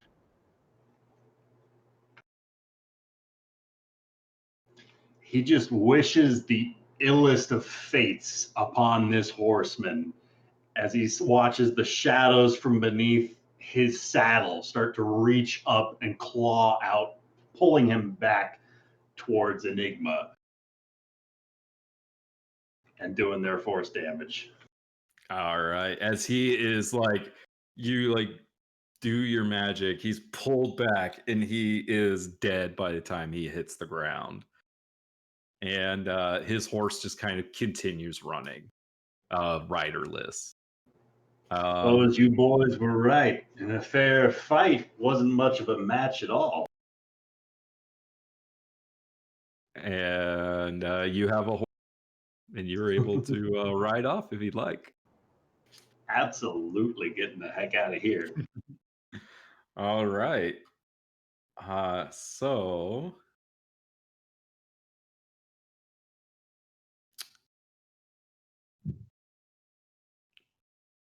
it's 7. I've got plenty of time if you want to keep going. I'm good to go. All right, cool. So let's see. I'm going to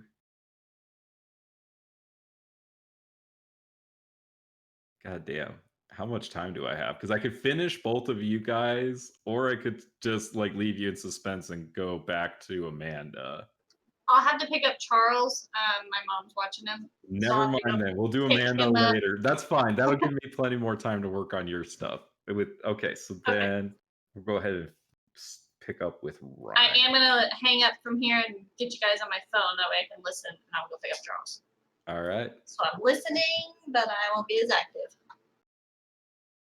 Okay, so Enigma. You want me to call you Enigma or Valorant? Enigma is for the backstory, and he's going to start going by Valorant at the start of the campaign. All right, so then you guys all have things you want to hide. You're hiding from your background. You need a code name. Yeah, I bet on you, you son of a bitch. Or against you, rather.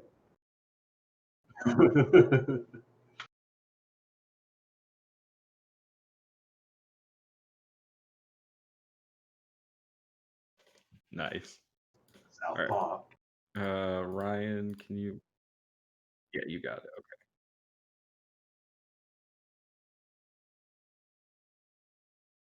Okay. Sorry. Yeah, you're over there.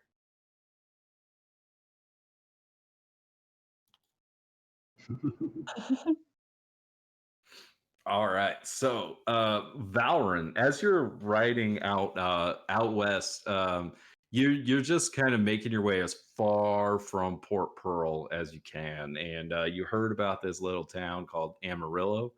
It's the furthest west that you can go, and so you've been making your way that direction, and along the road, not too far from where you think you've been told Amarillo is.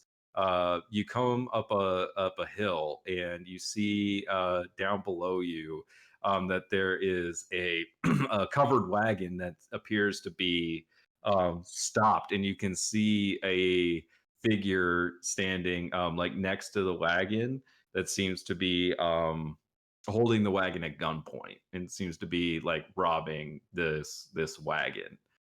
And yeah, what would you like to do? Slowing my rapid approach, drawing my pistol out from the side, and more cautiously approaching this scenario to get a better idea of what's going on. Close enough, like within earshot, if I'm able to hear it. This guy's shouting at the wagon. any sort of commands or orders. Yeah, make me a perception check. Got it. And how close do you want to get? So, what kind of horse did this guy have? A draft horse or a riding horse? You have a riding horse. All right. Their movement speed, I think it's 60 feet.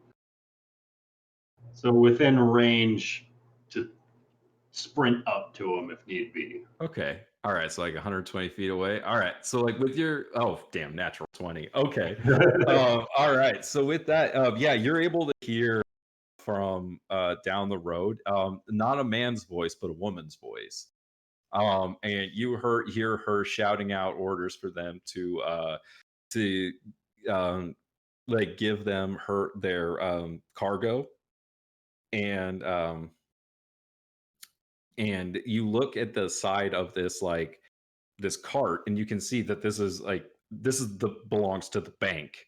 This is the first bank. It says First Bank of Amarillo on the side of this cart, and you can see that their guns are on the ground. So you think that she legitimately caught them by surprise, and you imagine that before you got here, she like threatened them to drop their weapons. So their guns are on the ground, and you see that she has these two men at gunpoint, and she's telling them that you hear her say, "I'm not going to take it all. I'm going to leave each. Get back to town, get something to eat, and just give me the box. You don't need. It's not worth losing your lives over." What would you like to do? Just taking a minute, slowly approaching, not speeding forward, but just slowly approaching, just closing that distance just in case somebody opens up a shot. But the closer I get, the better. And all the while, just cautiously approaching, just gonna ease my pistol back into its holster and raising my hands up as I'm slowly approaching in case I get spotted. Yeah, you see as you get as you actually like start coming down, and she hears the clip clops of your horse. She like her other hand reaches back and she pulls out a second gun and she points it your direction. And she says, "That's close enough." Gonna slow his horse to a halt. Say, all right, just passing through. Heading my way around to Amarillo. Supposed to be around this side of the mountains. You look at she says to you, "Not in the mood for conversation, friend. Back it up." All right. Here's about something worth dying over. You watch as you say this. There's this like wooden box that gets like chucked down onto the ground and actually breaks open as it like hits the ground, and you can see there's cash there that like kind of slides out onto the ground. I'll tell you something, little miss. I'm willing to let you walk free, keeping hold of that soul of yours. Things tend to go most foul for those who cross the path of a devil. Make me an intimidation check. All right. 15? You see this like kind of look of worry on her face, and see like your horns coming out of your head and stuff, and she like keeping her gun on the guys in the wagon.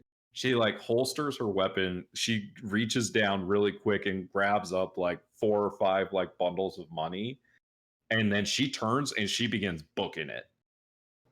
All right, just letting her go. And one, like, as I see her turning around, not turning back, I'm going to start approaching the wagon once more to check out everybody, make sure like nobody's injured or has been shot, making sure everybody's still got their faculties about. Yeah, as you approach, the guys are like, oh, sorry. The guys are like, brushing like, themselves off a little bit, and one of the guys like jumps down and like starts like collecting the rest of the cash that didn't get taken, and he like looks up at you. He says, "Thanks for that, friend. That one really got the jump on my shotgun here. What's your name? Name is Valerian. New around these parts. Looking for Amarillo? Ranch hand who's been put out of work recently. Looking for something to do. Ranch hand, huh? Well, yeah. I mean, we're that's where we're headed. We're that's where this money, well, was supposed to be going. So if you want to ride along with us, we'd sure love the company. I'll see to it that it makes it the rest of the way safely. All right. Hey, once we're there, we'll put in a good word for you with the sheriff, and maybe he could let you know if there's any work around town. Be much obliged. You got a name, stranger? Valerian. All right, Valorant. Well, hey, welcome, and you're able to set off down the road, accompanying the bankers to town. And I'm gonna go ahead. Yeah, we're gonna go ahead and do that. So I'm gonna take you over to town.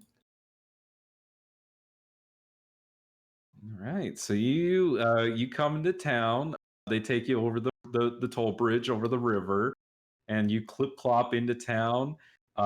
It is a bustling kind of western town.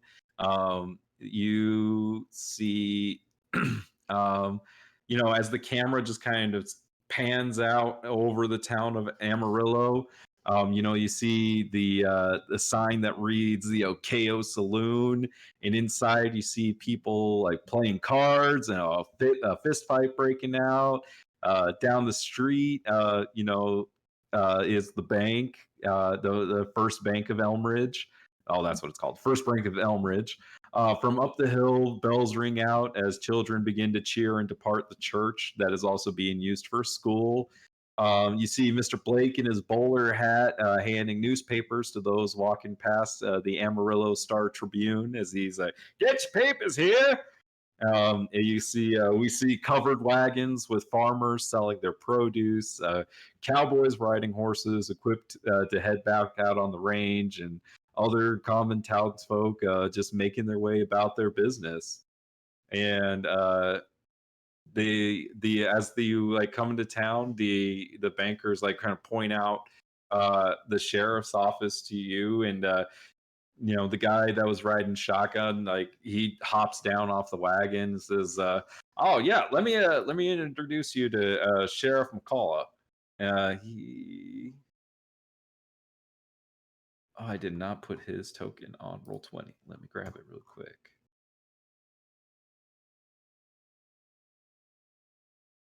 No, that's okay. I don't need to meet the sheriff. That's fine.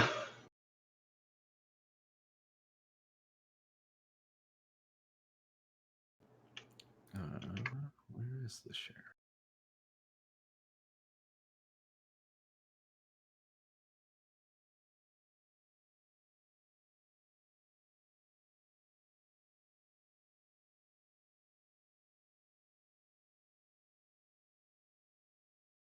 Am I just missing it? Well, while he's looking for that, I could tell you that this tall, live tiefling strikes a captivating look, wearing a well-worn dark blue woolen poncho lined with a mostly frayed golden filigree, almost concealing the more regal vest of finer silk underneath, with a pair of horns that sweep up from the sides of his temples, like the mandibles of a proud beetle. The embedded black gemstones pattered round the pink grooves spiraling up their length. Silvery gray hair accents the base of his horns, while the rest of his well-kept hairline is as black as the moonless night, paired with forget-me-not blue-gray skin and golden eyes devoid of pupil or iris. The man possesses an otherworldly energy, almost enchanting.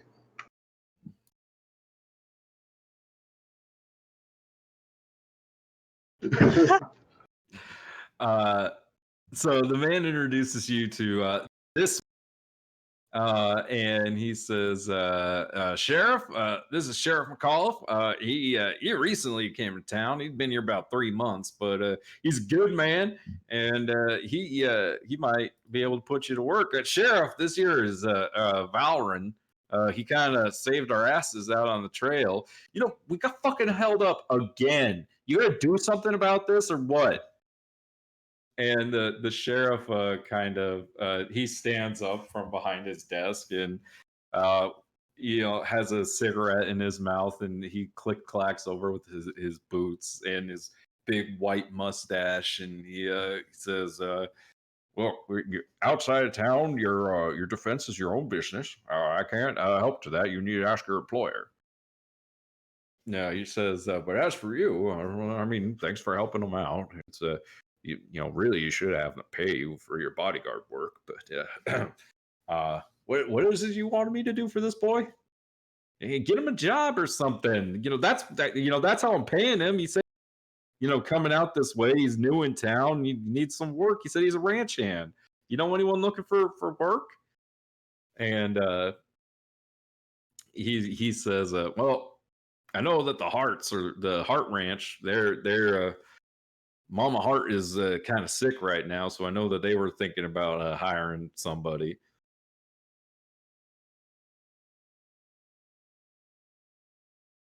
Right, that's a Hart Ranch. Yeah, Hart. They're just about half a day's ride, not even maybe outside of town to the little bit to the southeast.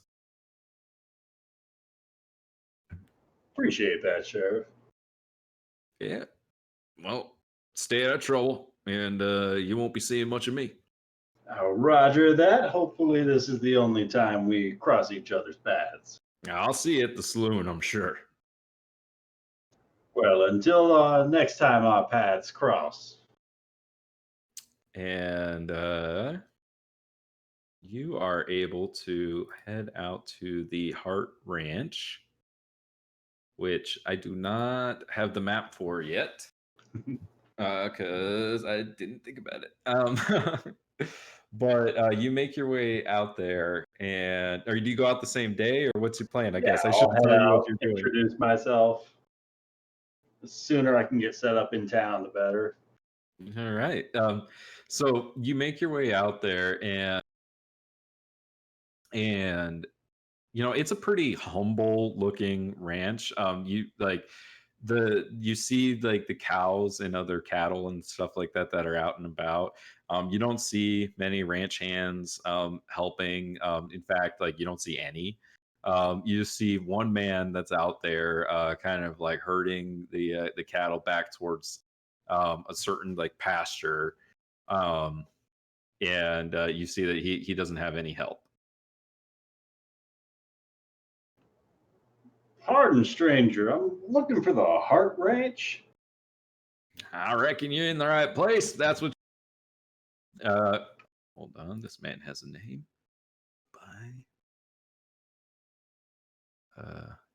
Name's Armand Hart. How can I help you? Well, Armand, word is I was speaking with a couple of bankers in town, and they got me in touch with the sheriff, who recommended you could use a hand round here. Yeah, I reckon ever since my wife fell ill, things have been a little hard, around here. But my daughter just come back with some medicine, so hopefully she's gonna be on the mend soon. But yeah, I could use some help here. I can't pay you much. Like, you willing to work for like $1 a day? That sounds mighty fine to me. It's been a couple of nights since I've had even a warm meal inside of my belly. Oh, well, hey, So I suppose come a on in. reasonable salary like that is more than agreeable. Well, come on in. I'll fix us up some supper, and we can get good to know each other. You said your name was Valerian? Valerian, yeah, Valerian Carnago. Valerian Carnago. Nice to meet you. Yeah, Pleasure's all mine. let me introduce you to my wife Rose, and my daughter Pearl.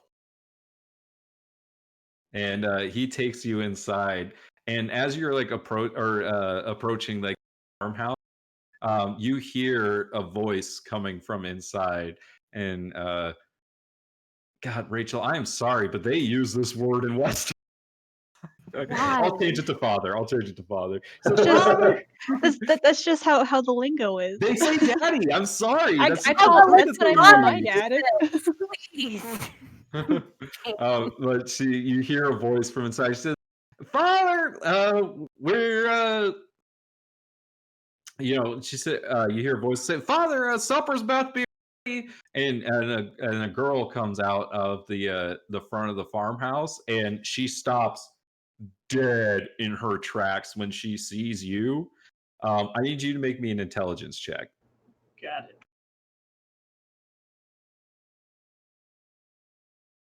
You 18. recognize this voice.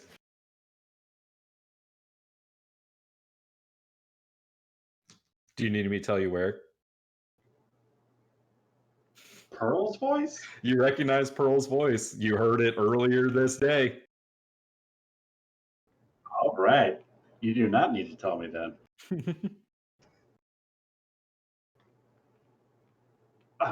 Pleasure to meet you, little miss. Yeah, pleasure's all mine. Hey, Daddy. I'm sorry, Rachel. What's he doing here? Well, this here's Mr. Valerian, and he's looking for work as a ranch hand, so he's come out to help us. You all right? You look like you've seen a ghost. Yeah, No I don't offense trust taken, him. I assure you. I'm quite used to this kind of a greeting. It's shocking for most folk.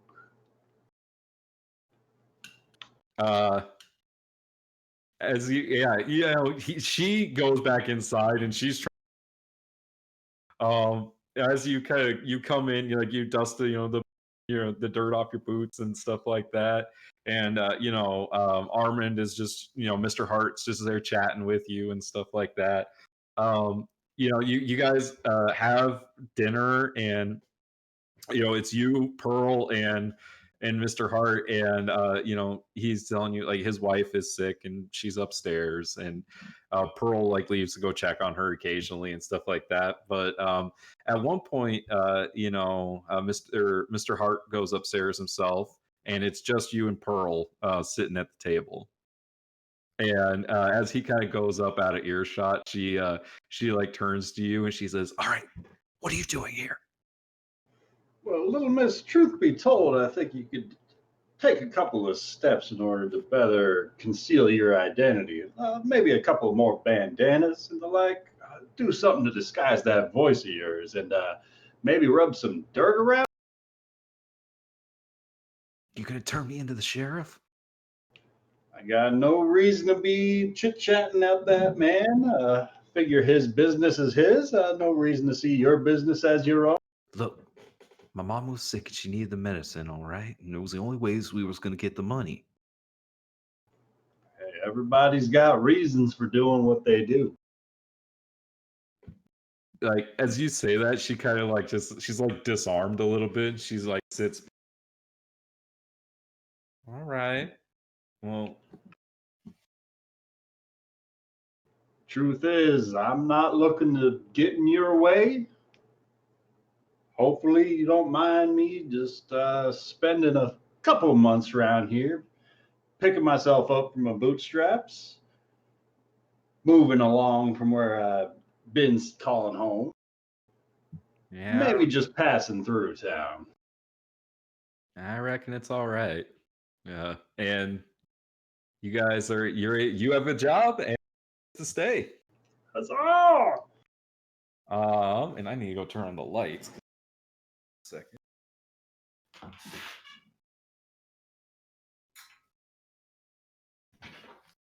All right. Now it is not dark. Okay. So that is Valrin.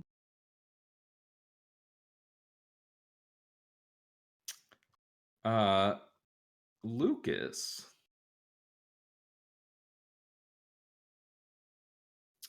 You, as you're making your way out west, You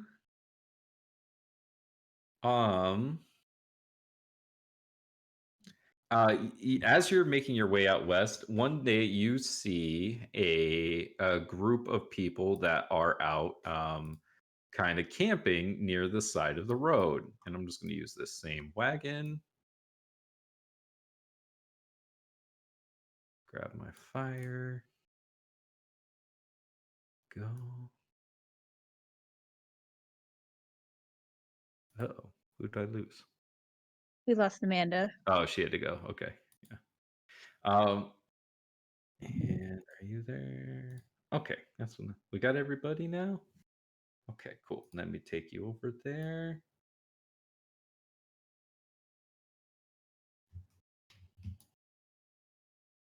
So, Roger,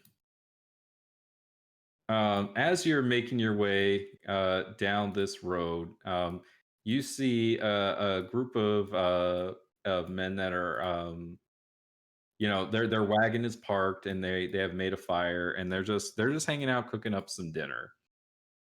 And your belly is rumbling. You didn't have like a lot of time to make sure you packed up all the food and whatnot before you just jumped on the horse and took off. Uh, so you're pretty hungry by the time you get here. And looking at the side of the wagon, you see a name.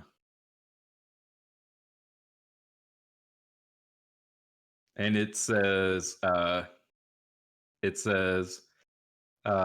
House Fiarlin, the Masters of Entertainment.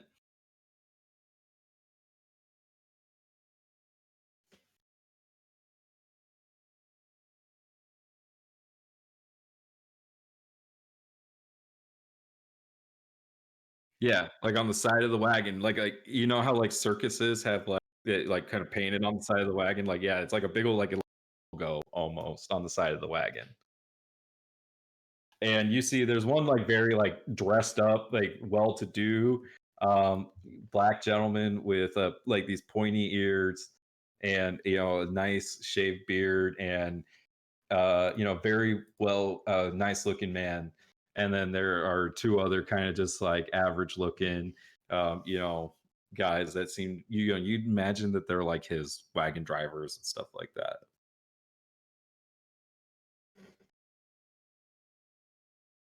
By the time you get here, it's been like a week.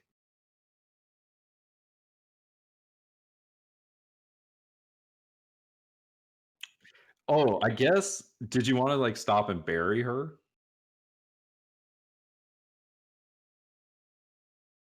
Okay, then yes, yeah, you're a man riding with a corpse.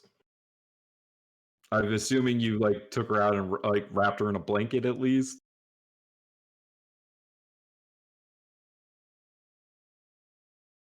Okay,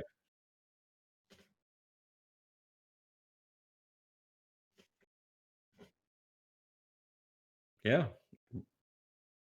okay.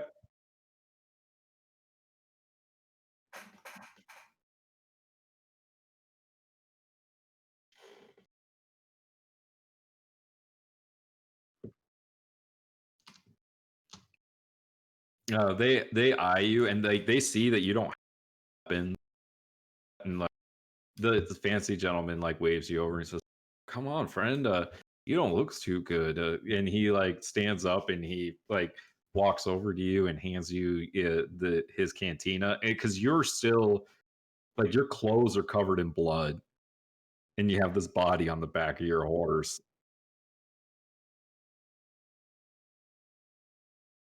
Yeah, and he looks at you and he says, "Oh man, you look like you've seen some better days, friend. Name's Titus Fiarlin. You got a name?"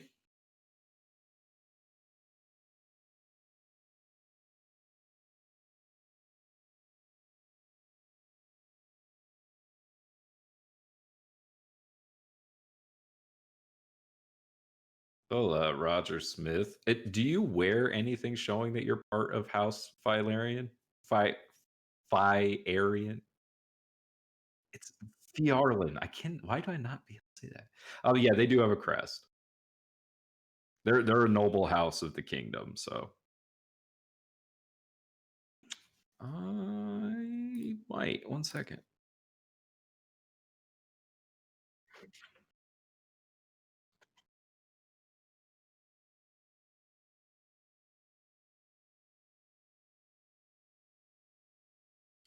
Their house crest is looks like it's a five-headed. I think it's this. It's not quite Tiamat. Like it's different looking. So I just grabbed it.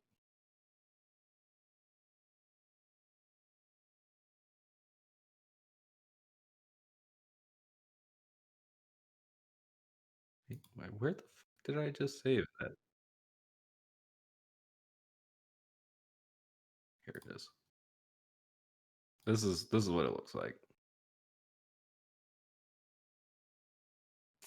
I mean, it's five-headed serpent, I guess is what I'm gonna say snake more than like dragons.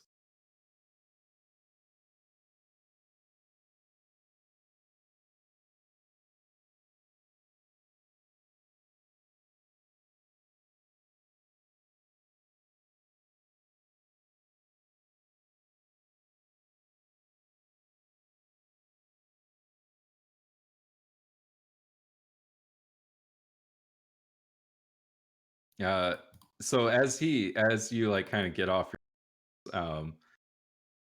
the man that introduced himself as Titus says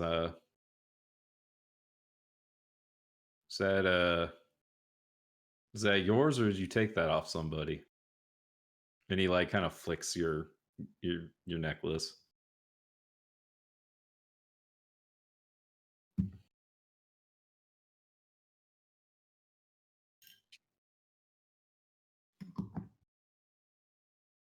I think he would ask you to prove it, but I don't know. How would you prove it? Yeah, he's gonna ask you, prove it.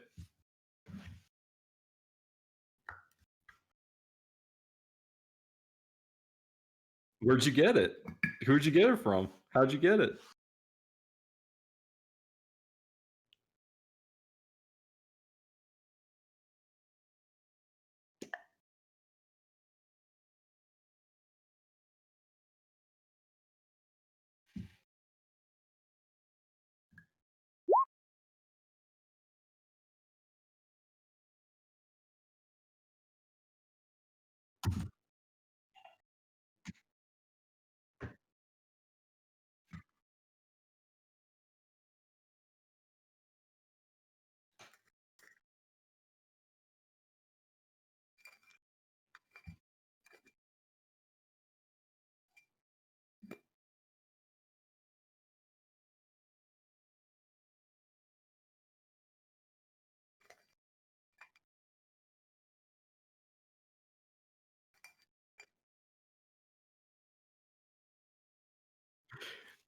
You watch as he slaps you on the back and he's like, hey, don't worry about it, man. I'm just fucking with you. Now, Hawk, tell me, what brings you out this way with I'm gonna go with violent past.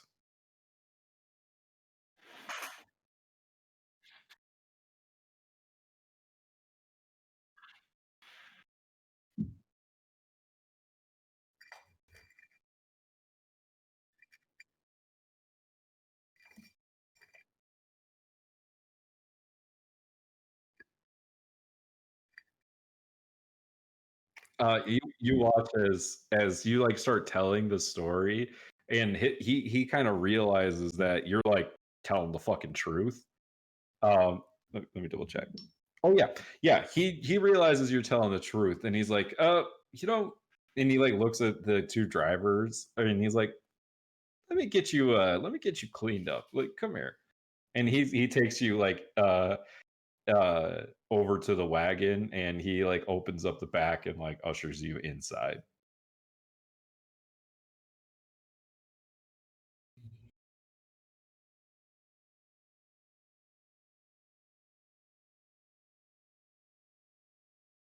I mean, yeah, it literally says like the like side of his wagon says heist.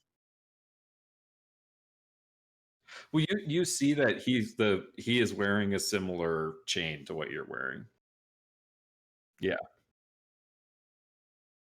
And so you come in, and he begins cleaning you up. Like, he's got like a bucket. He uses prestidigitation to like kind of clean you up, and as he's like cleaning you up, he's chatting with you, and he's like, all right, man, so tell me what's going on. And you do you give him the whole story?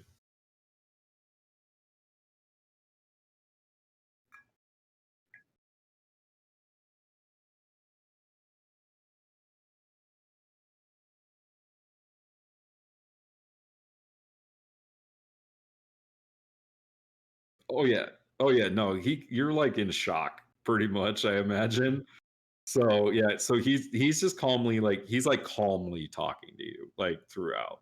And he's literally like kind of taking care of you. Like, he's washing you up, he's cleaning you up, like, things like that. He gets you like a fresh shirt, all that stuff. And he, after you're done like telling him the story, he looks at you and he says, all right, well, we got to bury that body. All right, like, you can't ride into town with a dead body. People are gonna ask questions. You feel me?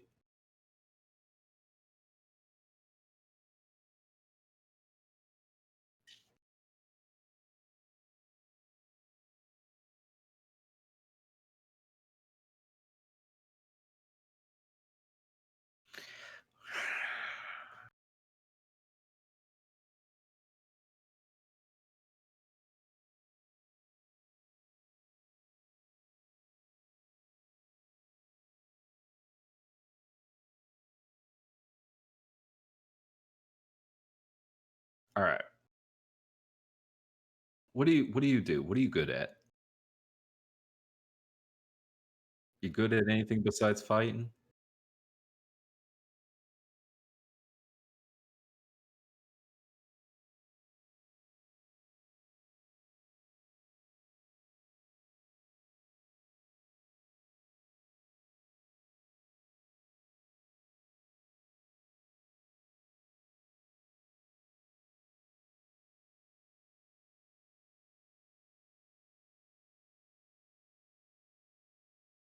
Okay. Well, you're not much of a talker. So in my line of work, that means you're not going to get very far.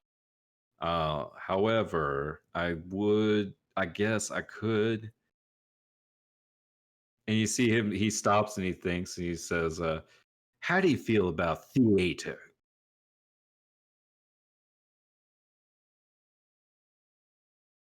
The arts, acting, yes. You ever taken in a show?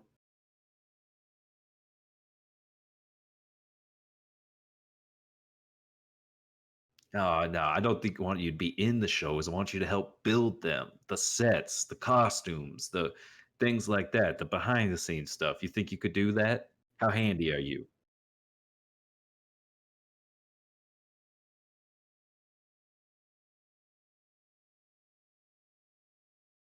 Yeah, no shit. Don't worry. I'm not going to put you out in front of the crowd. I want you making costumes and making sets and doing that stuff. And I might introduce you to yeah, oh, fuck it. I'm not gonna leave you in suspense. I'm gonna introduce you to Alma. And you know, here's the thing about Alma. The second that she learns you're a fighter, she's gonna want to see how good you are. So you're gonna have to be ready for that, just so you know. Um, but yeah, I think I could talk Alma into giving you a job. Are you in?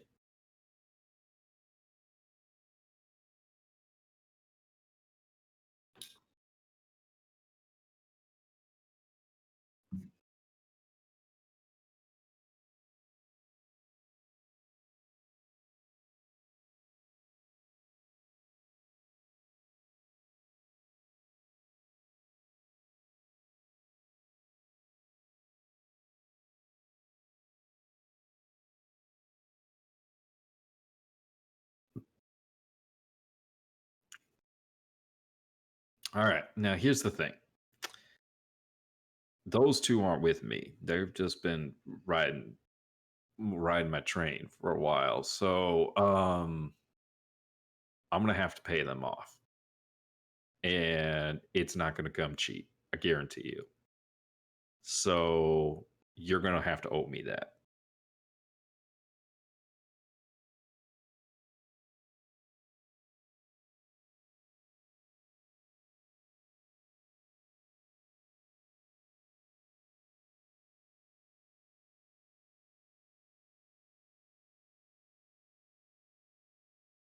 You watch as he takes your necklace, and you see as he closes his eyes and he chants a spell, and your necklace kind of glows, and he says, "Good, because if not," and he flicks it again, and he says, "I'll be able to find you."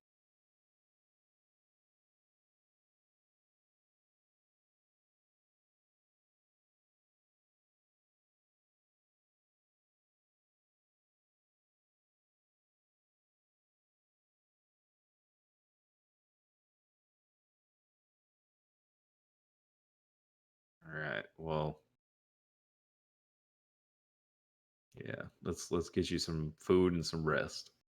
And yeah, you're able to get to know Titus, and along the rest of the way, you guys put the body in the cart and get it off your horse, and he takes you the rest of the way to Amarillo, and he introduces you to the woman he referred to as Alma.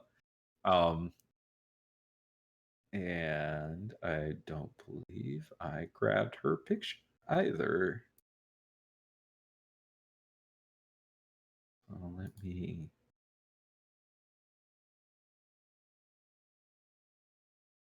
Think you're doing great. So he leads you up once you get to a building, and he in it out in front it says in big letters, it says Soul, Soul Theater. And let me try to find Alma's picture real quick.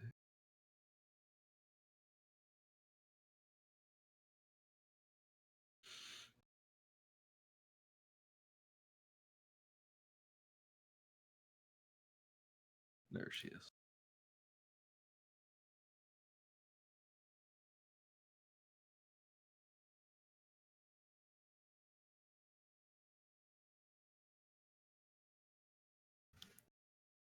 And Yes. A ton of fun.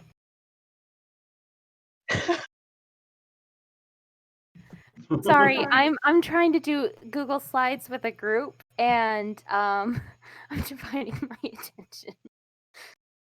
I'm sorry, but I am having fun listening to this. I really am.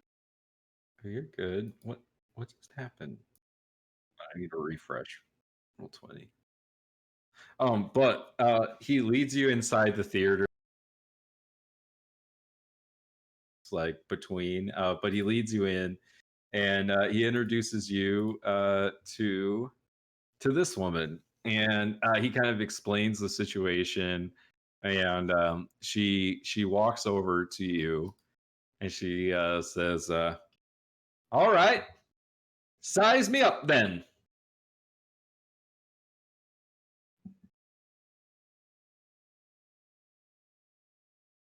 Right? How do you size people up? You're the one that said that. That's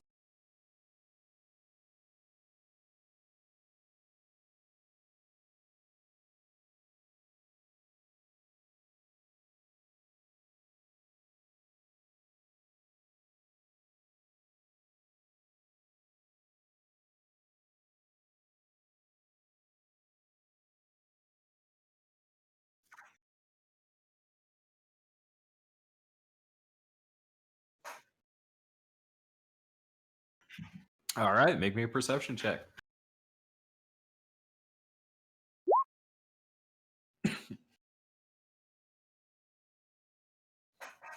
You see, like, even though you you only got a 7, she kind of like is stroking her chin.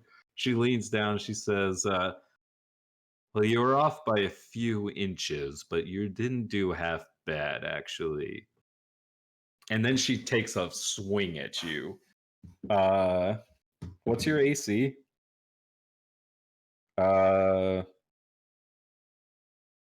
That hits. So she just clocks you in the face. I gotta double check. What's the damage die on this? I think it's that. Okay, yeah, she hits you for 10 points of bludgeoning damage. She just clocks you in the face. And she kind of adopts this like different demeanor. And she says, "All right, from now on, you are going to refer to me as the Cobalt Master. You will train every day, and after training, you will go to work sewing the clothes and doing the sets. Am I clear?"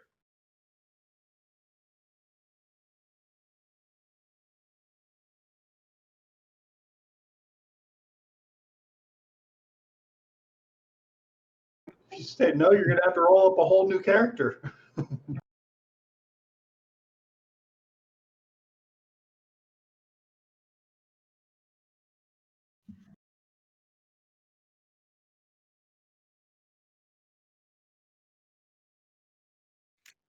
Yeah, you actually picked up quite a bit if you got a natural 20. Like the way that she punched wasn't just like random punches. Like it was deliberate, and the force that she hit you with, like you realize if she wanted to, oh, she easily could have kept going, but she only threw one punch. Oh yeah, exactly.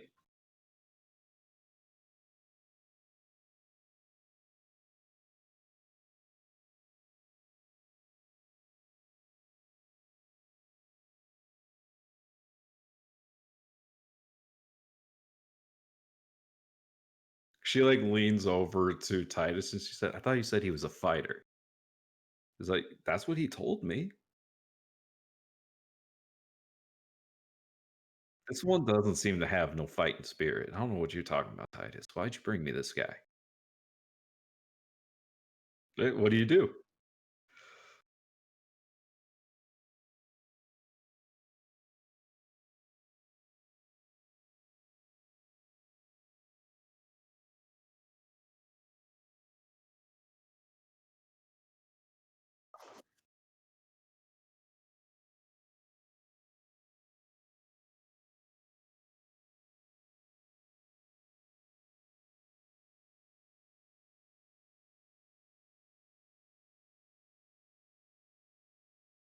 Yeah, you rolled a natural 20, you said? Uh, Okay.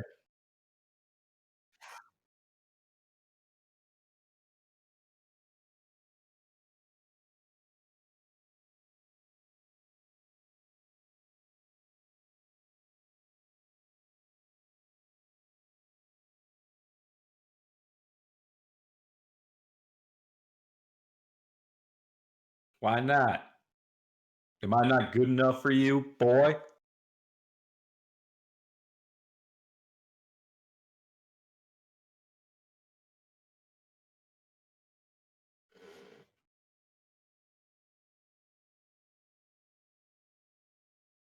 Well, then it's gonna be easy to beat you, and she takes another swing at you. That's a 19. She hits you for 9 points of bludgeoning damage, just smacks you again, and she says, "What? You just gonna let a woman kill you? You just not gonna fight back?"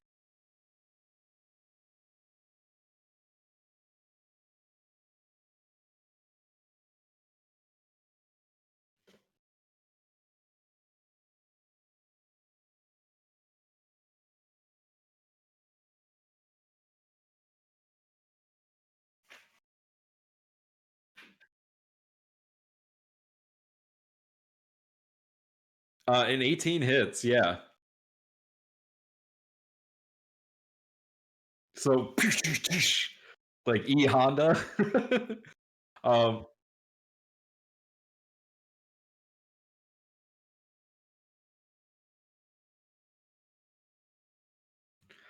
uh, she like comes back to you, like as you like actually make contact. You hear her saying, "Good! Good. And like as you're making contact with this woman's body, it is like solid. Like you're beginning to realize like just the warrior that you are fighting right now. And oh my god, 27. She swings back around. She does another 10 points of bludgeoning damage, and she just clocks you. And you fall down, and they wake you up with smelling, you know. You like come to, you're at like 1 HP, and she says, and she just like is like kneeling down next to you, like her face is just over yours, and says, "We're gonna have to get you over that dumb sense of honor, but you fought pretty good. You can work here. Titus, get him cleaned up." And that's where we'll end it for you.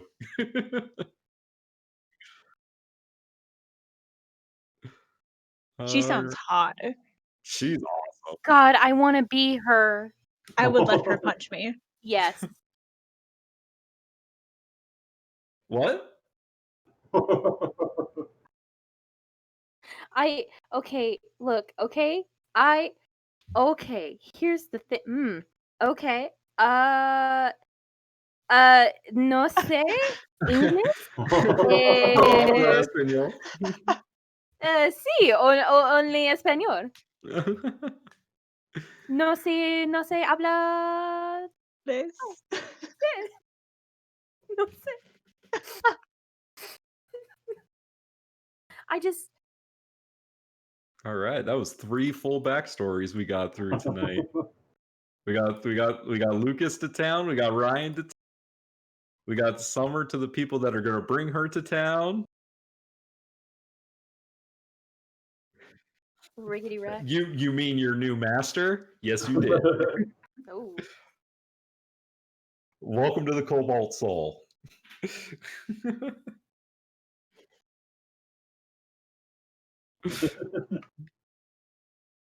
So, you guys enjoy playing through your backstories?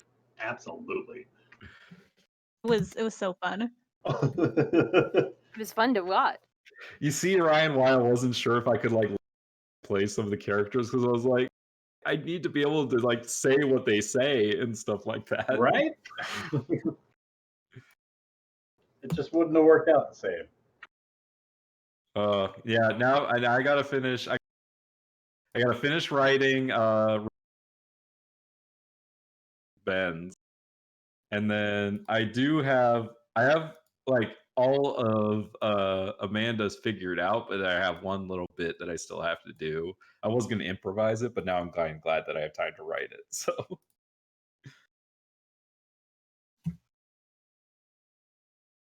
why? He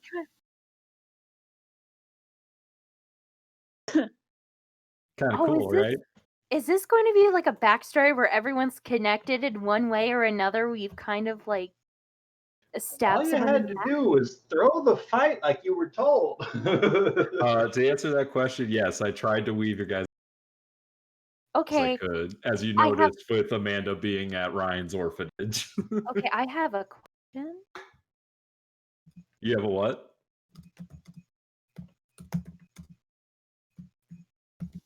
Oh.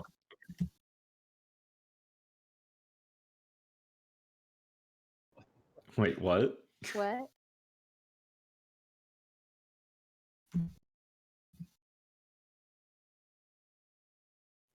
What are you talking about?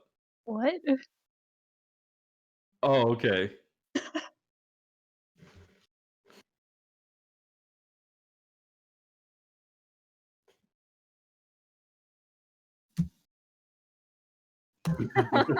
That'd be so awkward. Susan was my mother. Why do you say that name?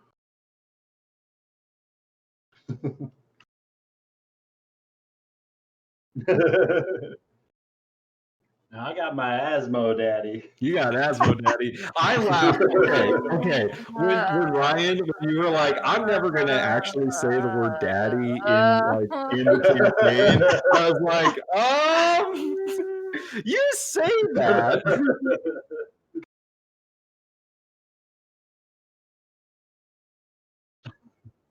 I have no shame.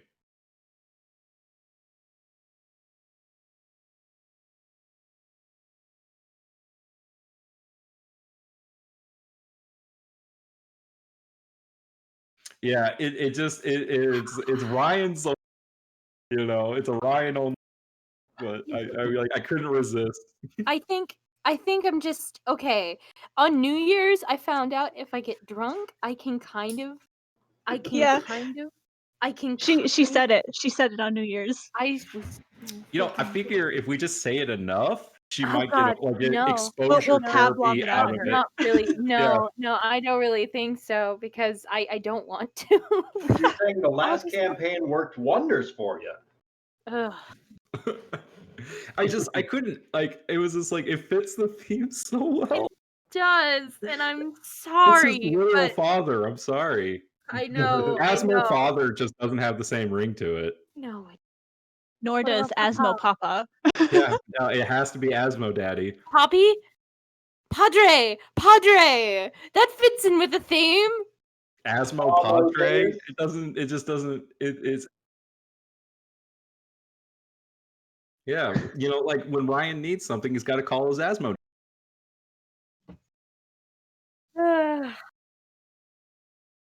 His mic just cut Oh, out. my mic just cut out. That's Thank funny. God. Oh, that's perfect. Oh my gosh. Oh my gosh, there are so many gifs and memes here. Oh my gosh, I was so focused.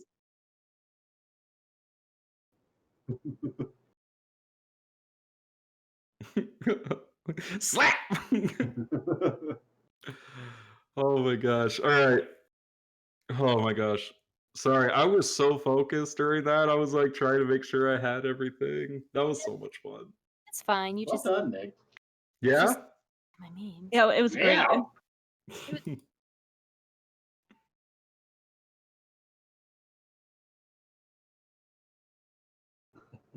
Who did you miss? Did you miss Summer and Ryan's? Or just Ryan's?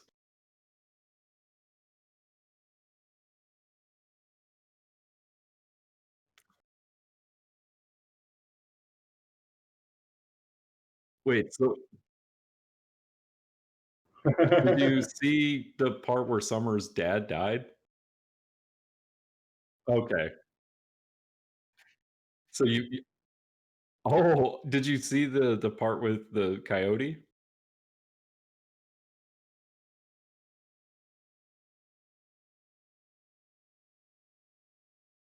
Okay, so you just missed the vagabonds. That's okay. Yeah. I mean, technically your character doesn't know any of this stuff.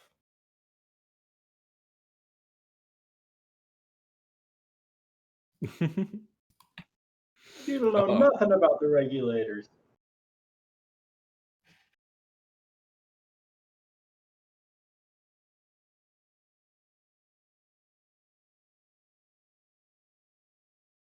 Oh, that's lame.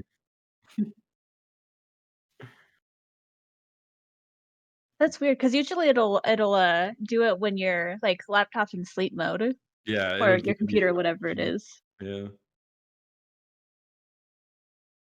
Ah,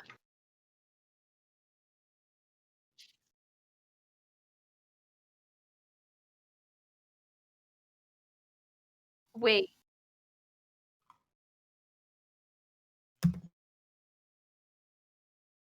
No, you wait. Hold on. Wait. Hold on. It's thinking. Okay, you can go.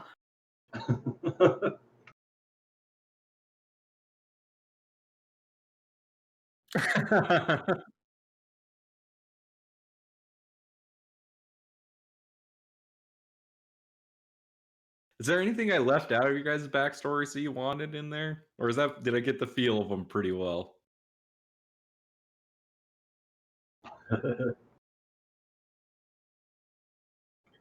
Damn it, Susan. Sorry, man. What do you want from me? That's why she died. I gave you Yeah, Susan was weak. she was. made 2 Little death bad. saves. Failed the first one, failed the second one.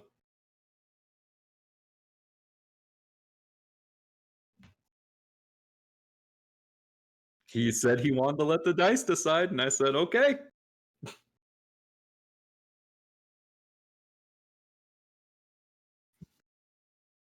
Oh God, it must have smelled, right?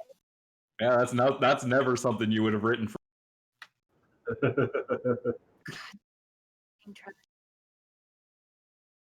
Yeah, but at the same time, like, that would be like so grim to come up with just as the story, right?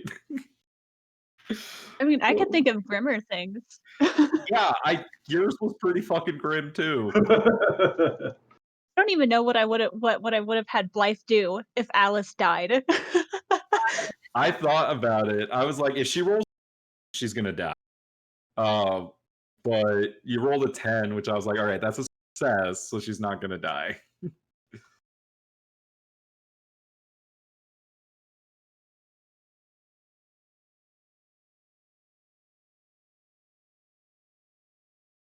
And he's proven he likes to hit women. He's got a taste for it.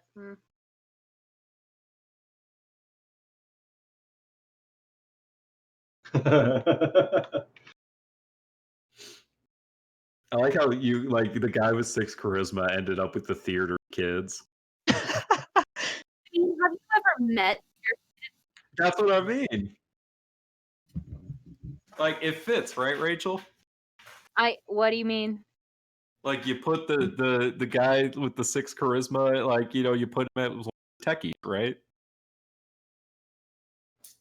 Yes. I only was in 3 play productions, and one was my freshman year, one was my senior year, so I think so. I was. Yeah. No. Wait.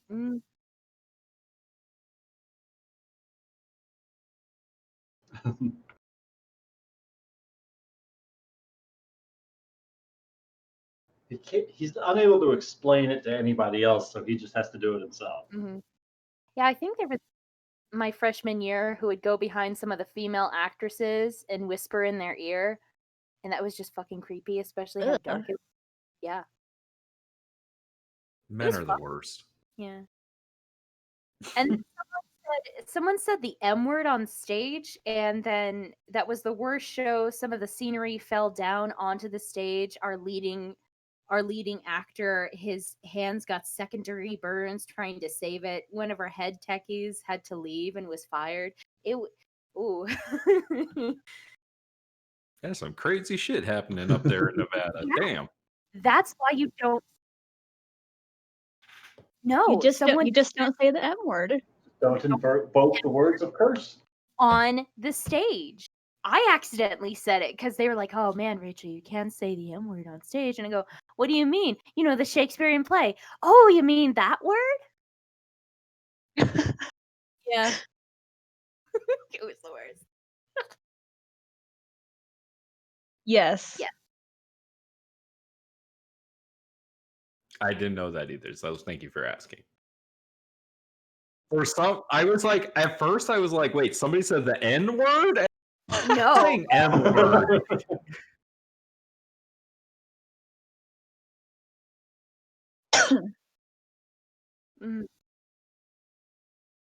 Hey. There you go. Circle. And Lucas made it canon that 3 of y'all come from orphanages. And now Blythe is an orphan. So there's just 4 orphans up in here.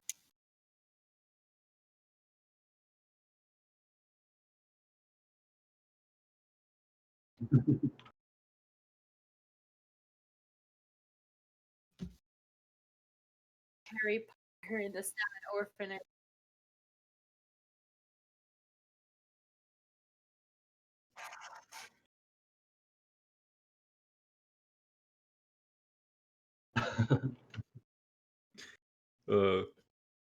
Ryan, I was so unsure about what you were going to do Pearl, and I was just like, oh man, I love how that worked out.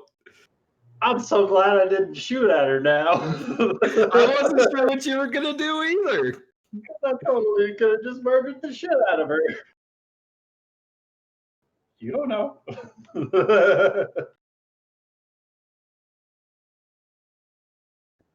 So she was the one that was robbing the wagon.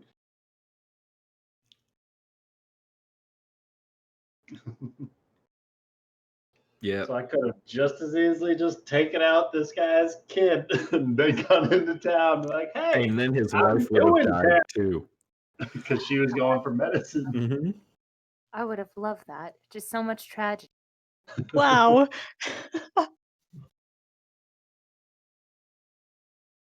The It's the backstories are, Wild yes. Yes, the backstories are very tragic. Dude, I watched There Will Be Blood the other day. That movie, tragedy and madness. Oh, dude. Okay, it's interesting, right? I'm not going to sit here and go, oh, I'm not going to say that. But it's like a train wreck that you can't look away from because, it's the tension. It just grabs you by the balls and keeps you watching for 3 hours. It's crazy.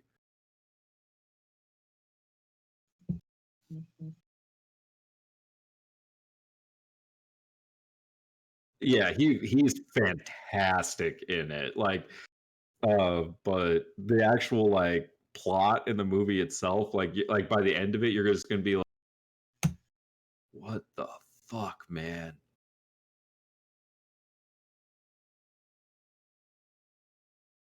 Yeah. A little bit. Let's see. Rachel sent me a message. What will that message say? I don't know. I think I just sent tight. No, you sent me this whole paragraph. Yes. I hadn't read that yet. Yes. It just says tight. That's it. Tight, tight, tight, tight, tight, tight, tight, tight. Tight. Just tight for the length of about 3 to 4 sentences. That's pretty tight. It is tight, yeah.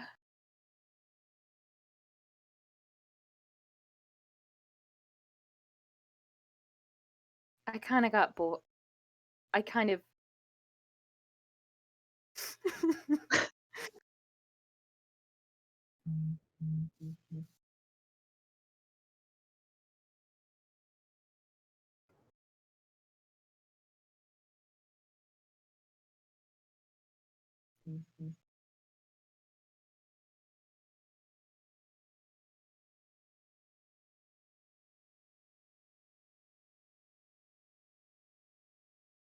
Blythe? Yeah. my stats are so solid, and then there's my charisma. How much is your charisma? I have 9 charisma. Is not my lowest charisma character, I don't think. I think Farah holds that title.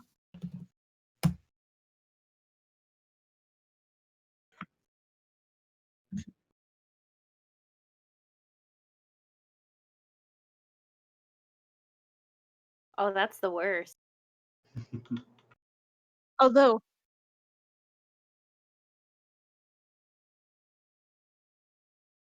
He's got other means of expressing himself.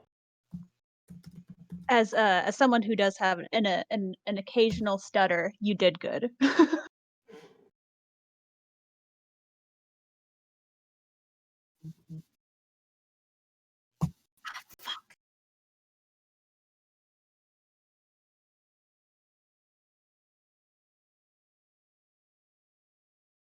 So far, so good.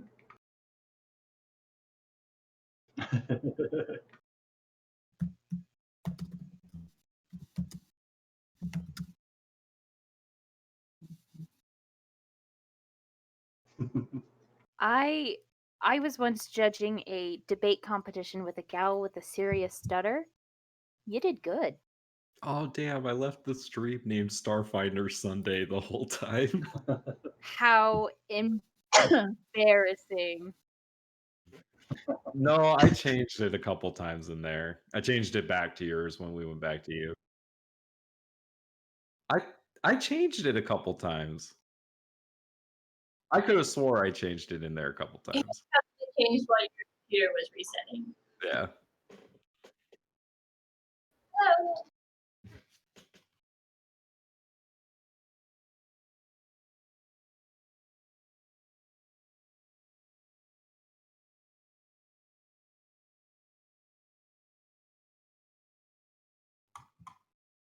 God, Rachel, you gotta stop doing that. It messes with. I'm sorry. I don't even remember what I did. Summer, does she do this to you where she sends you a message and then deletes it? Yes. Although does it- most of the time I'm on my phone, so I can just see what the message says, and then I can reply whether or not she deletes it or not. It just says, hey, you have a new message from Rachel. And I go look at it. No, I don't. And then I'm like, is something wrong with my computer? She just deleted it. No, yeah. You send it.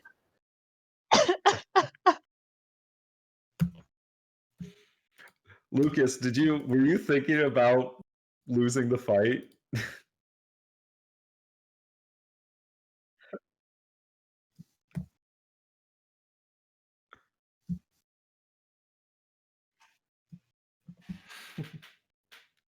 Did you like how I kind of forced you into it?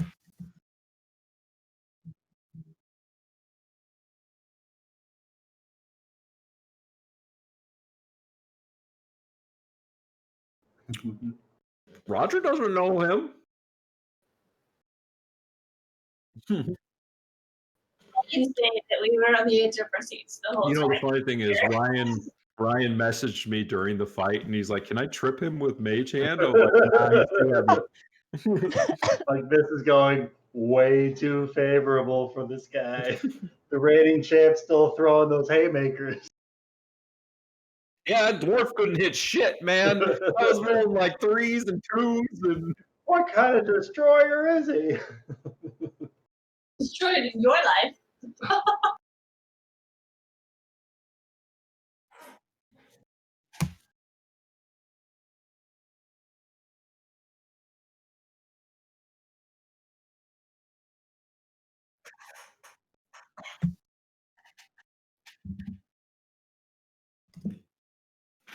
damn. Hence the howitzer. And he still got his ass beat by a woman. Wait, what are you saying? What do you? What? Why are you saying? Why are you saying it like that, Nick? Huh? Because Roger's what- like, what- "Oh, I yeah. won't hit a woman."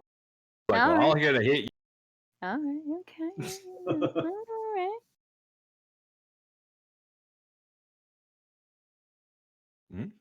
Oh, he's a lawful character? And she's gonna show you how stupid that is. Yeah, she's gonna change it.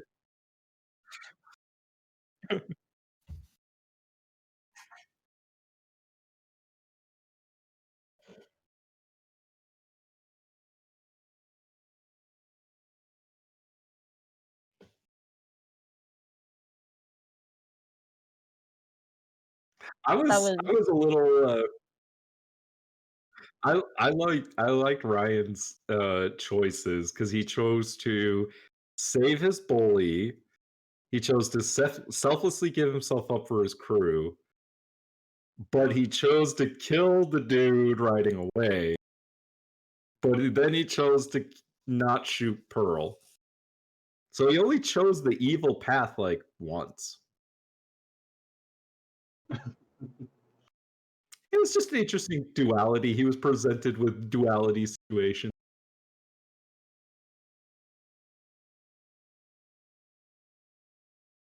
It's up to Ryan. It was interesting. Ryan, did you like know where you wanted to go with them? Or? Nope.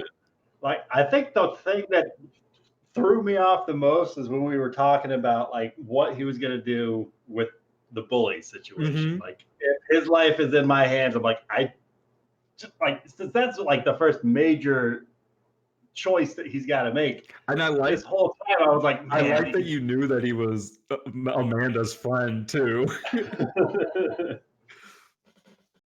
Wow. He my buddy. That messed me up because I was like, this whole time, I'm like, man, either he's gonna have this kid's death weighing on his conscience the whole time, or like he's going to take that olive branch to like save this kid's life. How's that gonna mess him up further down the line? Is that just saving the bully to bully him another day? Did he bully him anymore after that, DM? Let me see. Let's see. What do you think? We'll roll a percentage of die on this. Fox could put in a good word. He bullied you less. You know, he still has a reputation.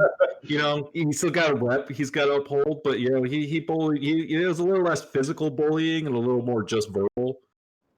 Still had a status quo to uphold. Yeah. He's got a rep. You know. Exactly.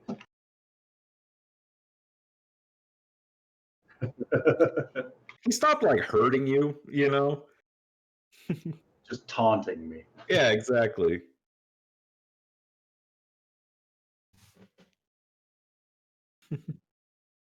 Yeah. So much fun. I loved every second of it. Oh my god.